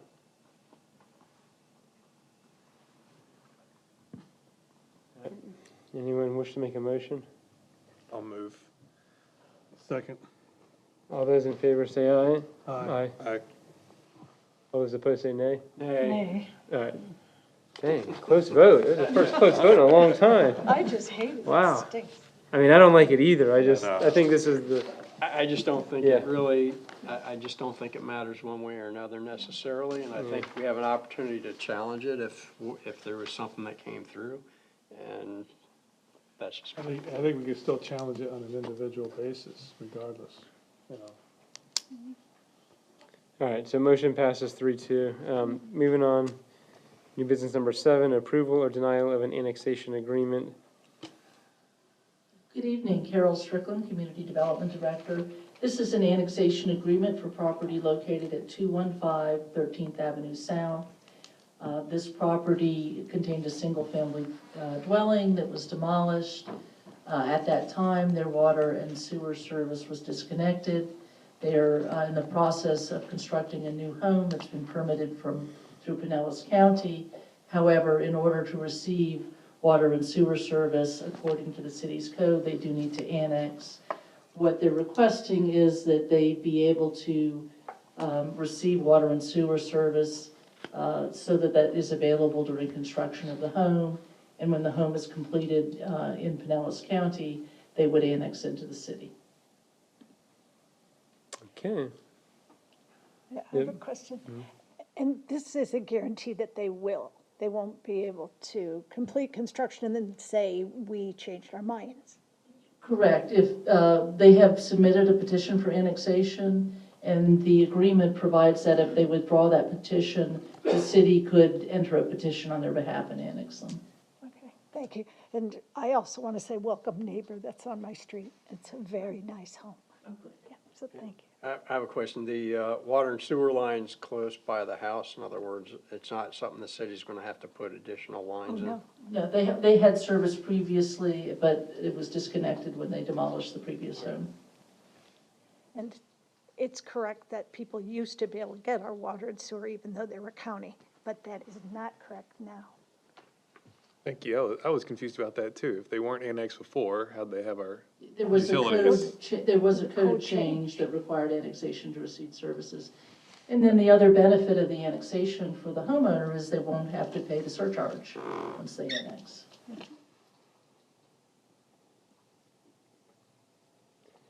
Anyone from the audience wish to be heard? Do we have a motion? I'll move approval of the annexation agreement. Second. All those in favor say aye. Aye. Motion passes 5-0. Next up is new business number 8. Notification of services agreement between the city and Aclarion LLC. Aclarion. Good evening, Mayor, Vice Mayor, and Commissioners. This past month, I engaged in a services agreement between the City of Safety Harbor and Aclarion LLC for outsourced financial and accounting services, including the completion of the fiscal year 23 audit, help in preparing the fiscal year 24 ACFR, as well as other finance-related services as directed by the city manager. Do I have the authority to approve contracts up to $25,000? I'm notifying you that I deviated from the city's current procurement manual by not seeking out no less than 3 quotes. Per the manual, the city manager may approve deviations from the procurement manual with respect to an individual procurement, provided, however, that any such deviation shall be reported to the city commission. The agreement with Aclarion was finalized while deviating from the published procurement manual due to the urgency to gain additional support and assistance to complete the city's fiscal year 23 audit and begin work on the fiscal year 24 audit. Once and if it is anticipated that a continuation of services is needed beyond the existing services agreement with Aclarion, the city manager and staff will solicit for the appropriate number of quotes per the current published city procurement manual. I'm happy to entertain or answer any questions, comments, or concerns you may have. And this is a notification only per the procurement manual. Questions? Anyone from the audience? All right, do we have a motion? Oh, there's anything to approve here. No vote is needed. Oh, sorry. One to tell us. Okay. Thanks for letting us know. Thanks. Thank you. All right, so that concludes the regular meeting. Moving on to commission reports. Commissioner Basur. Yes, thank you, Mr. Mayor. I want to thank Recreation staff, specifically Mr. Henry and his wife Liz, and I think it was a gentleman named Vince who helped us hand out candy on Halloween, as well as Ms. Norwood.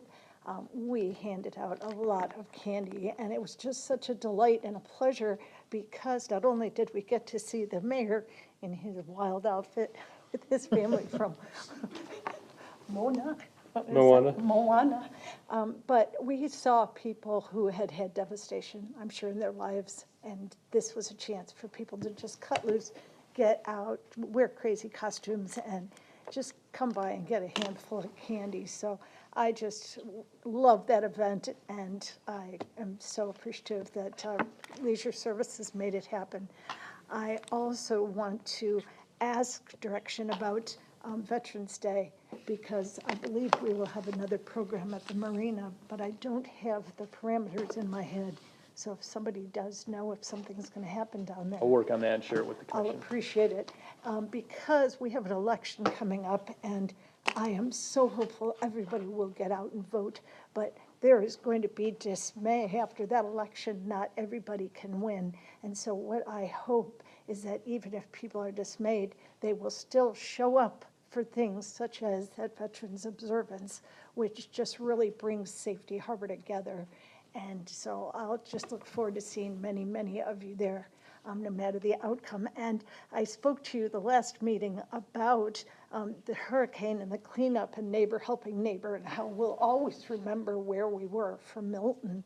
And I would just also like to say that I think this is such a momentous occasion for us, this election, that people will always remember what they did. Did they step out and vote, or did they stay home and let me decide for them? So 58% of Pinellas County's eligible voters have already voted. We were beaten, I read, by Sarasota, and I got these statistics from a news organization. I can't remember whose, but Sarasota had 65% out already. I think they were the top ones, but still 58% of eligible voters who have already early voted is just huge. That is really, really an accomplishment. And so I just want to caution you, I think it's going to rain tomorrow, and you know what we do when it rains. A lot of us stay home. So please don't stay home. If you haven't voted yet, get out there. And thank you, Mayor. That's my report. Thank you. Commissioner Diaz? Yep. Again, let me reiterate, election day tomorrow, vote if you haven't. God help us. Anyway, I already voted. The wine festival was, I thought it was a great success. The waterfront grass is really just pristine. Great. It looks like artificial turf. You know, really, it's really outstanding. Halloween was another bang, just a stream of kids and people in costumes walking up and down the street. And Joe Ayu.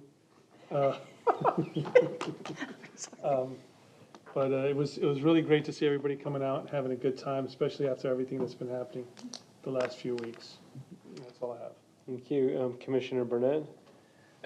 I'll reiterate a couple of things. The Halloween was great. This was my first opportunity to hand out candy during the Halloween celebration. It's one of my favorite things that Safety Harbor does, because myself having young kids, it is a safe and fun environment. Kids can kind of run free. Everybody's watching out for each other. And the amount of kids that came to our table and wanted candy and were engaging with us, it was a ton of fun. We had also got to engage with a lot of residents that sought us out, that wanted to thank us for some specific things that we did. Things like helping out the Little League. Had a couple of Little League folks that appreciated the donation that we gave them. So it was a really fun all-around event. And then having Janet Hooper there and Cliff Mers with his root beer dum-dums that Nancy wanted to make sure we picked out specifically for him. I only found one out of a couple hours worth of candy. But that was a really fun event. I look forward to doing it again next year. The Wine Fest I also thought was a good hit. You know, I was getting some chatter from some residents that wished it was still downtown and everything else, but I think it kind of upped its game this year. The music was great. The scene was really nice. I just sort of breezed through it, but I thought it was a success. So way to go, Joe Cooper and everybody else on that. I'd also like to reiterate the vote. Commissioner Diaz was eyeballing me because I haven't voted yet. I'm going first thing in the morning. It's making an event out of it, taking the kids and everything else. We're going to go do it. If anybody out there still hasn't voted, I couldn't recommend enough going to Vote 401, League of Women's Voters, to get a nice synopsis of everything that we are looking for on our ballot. I'd also like to reiterate, Nancy said, we all came out and helped our neighbors and helped our friends during the hurricane. This is another opportunity for us to help our friends. My wife works in a skilled nursing facility, and she has reported several of her patients that are really concerned about their capabilities of getting out and voting tomorrow. So if you happen to have a friend or a neighbor that is maybe incapable of getting to the polls and you've got an opportunity to give them a ride, take that opportunity. I've got a couple on my list for tomorrow now that she's brought them up. But anybody else that could reach out to somebody you think might need that assistance would be great.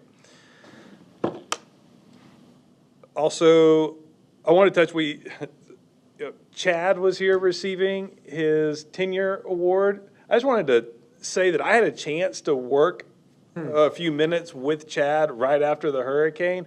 I'd met him a couple times up here, but I got to see him in action, and I was really impressed with this guy. So I'm glad to see that he's been with the city for so long, and we were able to recognize it. And you could tell from his statements tonight how much he really enjoys working for the city.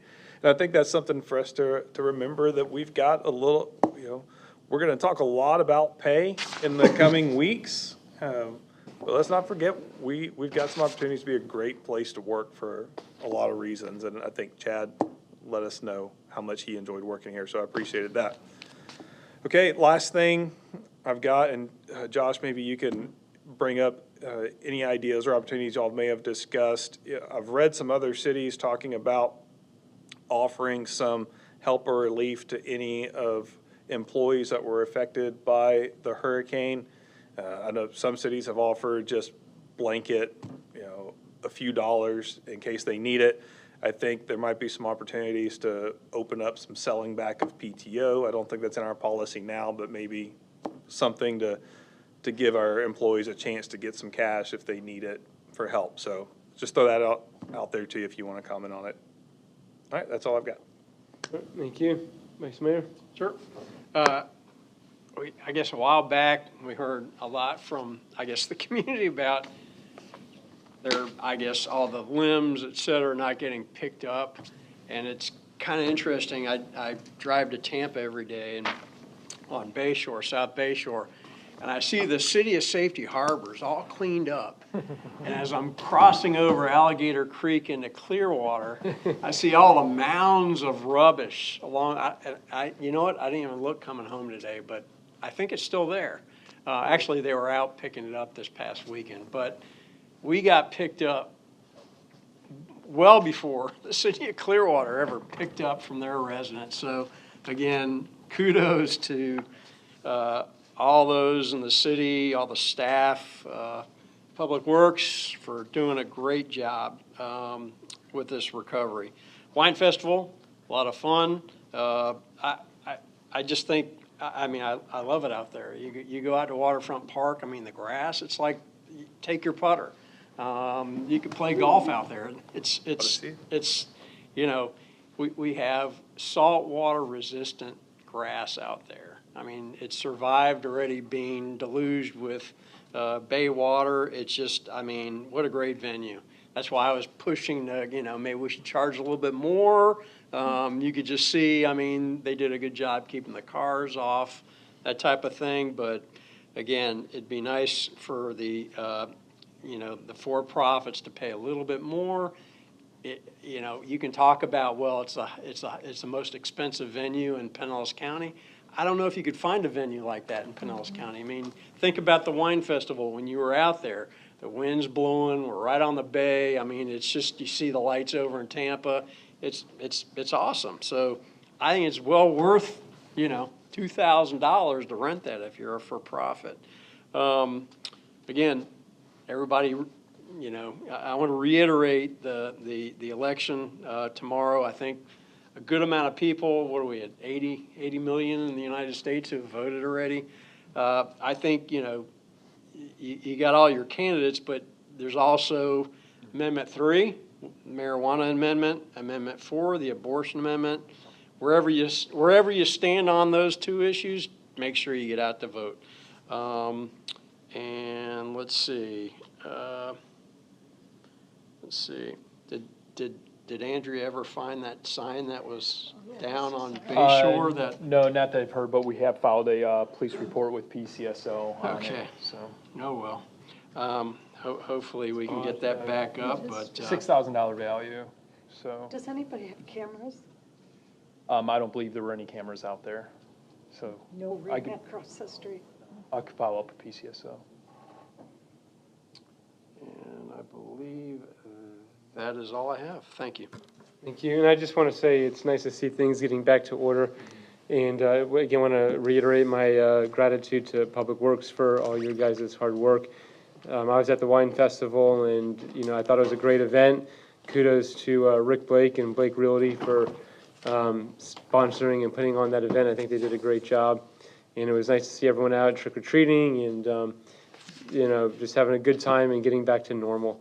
So get out there and vote tomorrow. That's all I got. Josh? There's still a couple items, Mayor. I just want to thank the board and staff who are still here. I know this was a heavy and somewhat complex agenda, so a lot of these items were just tabled over the past couple storms, and agree nice to be getting back to normal. So I appreciate everybody's, I appreciate staff being here tonight to help us get through it. Commissioner Burnett, I know the state of Florida has a program for first responders who are affected by the storm, and the county has ongoing meetings for some care missions. So I'll work with Chief Hawkins, lean up our EM team, and see what, we'll explore options for staff. And I know we did do an inquiry during and after the storms, but we'll also follow up and identify those employees that could use some assistance, and I'll report back to the board. I'm working on, I'll email the group. Last meeting, we talked about a workshop date for, we do have a list of some land development code updates that Carol wanted to work with on the board. We talked about an off meeting Monday evening. I'll throw some dates out to the board via email in January and February, and even perhaps before we have that meeting in a regular meeting, we could just sort of do an update on what we're going to be talking about at that meeting, just to make sure we're capturing the desire of the board. And last but most importantly, back by popular demand, it will be Ugly Sweater Night at the December 16th City Commission meeting. Mayor, I'm sorry, it's still here. It's coming back again, so. Great. That concludes my report. Thank you. Yes, sir. Jacina? Thank you for having me. It's been a pleasure. All righty. Thank you all. Meeting's adjourned.